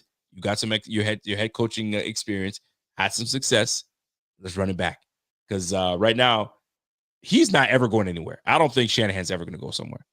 I can't see it. So hiring these OCs in pursuit of trying to find a Kyle Shanahan or a Mike LaFleur, it's kind of like these GMs drafting quarterbacks in the pursuit of finding a Josh Allen. That's why we see Trey Lance go so high. We see Daniel Jones go so high. Everyone's hoping that guy becomes the guy that is the exception and not the rule. And that's what gets these coaches fired. That's what gets these quarterbacks benched and then moved to different organizations, become career-long backups. Everyone's thinking that their guy is going to be the next guy. And oftentimes it's just because that one guy was special. Not all these guys are. And I think that the culture element of the head coach is oftentimes more important than the X's and O's. And I just don't know if you get that a lot of the time with these young guys. Totally agree. Jonah Paritsky, I appreciate you, man. But you're right, though. Young, sexy, young head coaches. That's the sexy thing to do, is to get the young coach that can, correlate with the young player. I mean, a 65-year-old, as much as, Pete Carroll, cool. He can get down a little bit, but he ain't that cool, right? Him and that chewing gum of his. But you want a young up-and-coming head coach. That's crazy. Like, I would love this offseason, we can try to interview an offensive coordinator or position coach to see the how they can grow and come into a position. I'd love to hear their thoughts. That'd be super dope. But let's win the Super Bowl first, and then we'll talk. How about it? How about that? You see what I'm talking about. And I think that's it for super chats, unless I'm missing something. No, I think you got them all. I think we got them all. Jonah, mine's glitching right now, so I don't know what's going on. I thought good on my end. Looks like we got everybody covered, baby. 2 hours 40 in the books. By the way, once again, over on BetUS, the line has still remained the same. We talked about it throughout the show here, but the Bills are a 1-point dog. The over-under is 48.5. I think that game goes slightly over, like your buddy there on the Twitter account covering the refs had put up there, the 49. I could see it going there. So if you want to get in on it, by the way, Promo code's YouTube150 gets you 150% sign up bonus up to $2,000 on your first deposit. 125% bonus on your next two after that. Richie's telling us we missed one. Seeing that? I'll say it's guys. I'm telling you, it glitched on me. I'm trying to click in there and it's not letting me. It's something's gone wrong. Something's gone rogue. Can you check on your side? I'm looking. I don't see another one from. You see many or just the one? I'm seeing just the one. Oh, I'm looking, Yeah, so Richie. Give me a sec. Here we go. Richie's saying, gonna be on one with Pierre Sunday. Shot time. Listen, I hope Pierre does a little bit more than a shot if we win it. What do you do afterwards if you win? You can't just do a shot. You gotta do a chug or something. You gotta do something crazy. But keep it safe. Pierre's gonna have to take one right to the head, man. He's gonna have to right to the head, chug it, Knock chug it a down. lug, bud. Chug a lug, take it all down, and then we'll never get Pierre up there again. That's for sure. Yep. But yeah, man, that's it in the books. What's Sarah saying? Sarah's saying Rico's gone wild. Nah, bro. We're chilling. Rico don't go wild. Rico's tame as ever. All right, Bob, what you got for the rest of the weekend, brother? Heading back to Rochester tomorrow. Meeting up with some old buddies, getting the vibes high, and then Sunday, baby, we're ready to rock. We'll be with you pre, we'll be with you post, but we cannot wait to see what unfolds on Sunday. So right now, Rico, I'm just biding my time until kickoff. How about you? Listen, man, I'm just going to check it out. Take it easy. I'm going to be getting into head coaching, folks. I'm going to be taking my coaching courses and I'm going to be taking my talents to coach the girls soccer team. Hey. So we're going to put some had to get into a You're meeting. You're going to love that. Listen, I love coaching. Man. Coaching is legit, man. And I'm doing soccer for now, but I'm waiting for my little guy to get a little older. And we're going to hit the football field. I'm going to create myself a little football player, and then we're good to go. But yeah, man, so tomorrow's going to be soccer for the girls. And then chilling out, man. I just want to just relax and chill. And then Sunday, more soccer in the morning, and then it's football time. What kills me is the same night, win or lose, we're doing our pods and all that stuff. I work the next morning at 7 a.m. sharp. I'm doing a training class and all that stuff. So it's gonna be I need for me to be motivated to get up, knowing that my team won. I'll suffer with no sleep, knowing that I can don my hat and say, "What up, kid? What up, son?" A win will carry you in there. A loss will be... I will stay up all night. Yeah. Just so I don't have to go to bed and just deal with it. No doubt. Just cause. But anyway, we'll get there when we need to. And I'm hoping that's what we have, Rick. I hope we pull an all-nighter fueled with nothing but joyful tears and excitement. We're looking forward to being with all you guys on Sunday. What's Arrowhead saying? Arrowhead is saying, "Good evening, gentlemen. See you at game day." Listen, man, Arrowhead is a class act. Class act. Love this dude, man. Or female, but I think Arrowhead is a man. So love you, man. And that is it for us, folks. So you guys have yourself a fantastic evening. We will catch you guys on the flip side. And this game can't come soon enough. Listen, try to keep your routines the same. Yes. Don't change it up. Try to keep it the same. I'm not gonna wear a jersey. I'm just gonna keep it going. And we cool. And I'm hoping that we be breaking arrows by Sunday. I'm hoping so, baby. Onto the chest, we take that shit out and say, not good enough. Let's cannot wait. We'll see you Sunday, everyone. On the way out the door, like button if you could, subscribe button if you could, and go check out the lines over on BetUS. All of the championship round lines are up. We cannot wait to talk to you on Sunday afternoon. But in the meantime, enjoy your Friday evening. Enjoy your Saturday. We'll see you Sunday. Much love as always, and go Bills.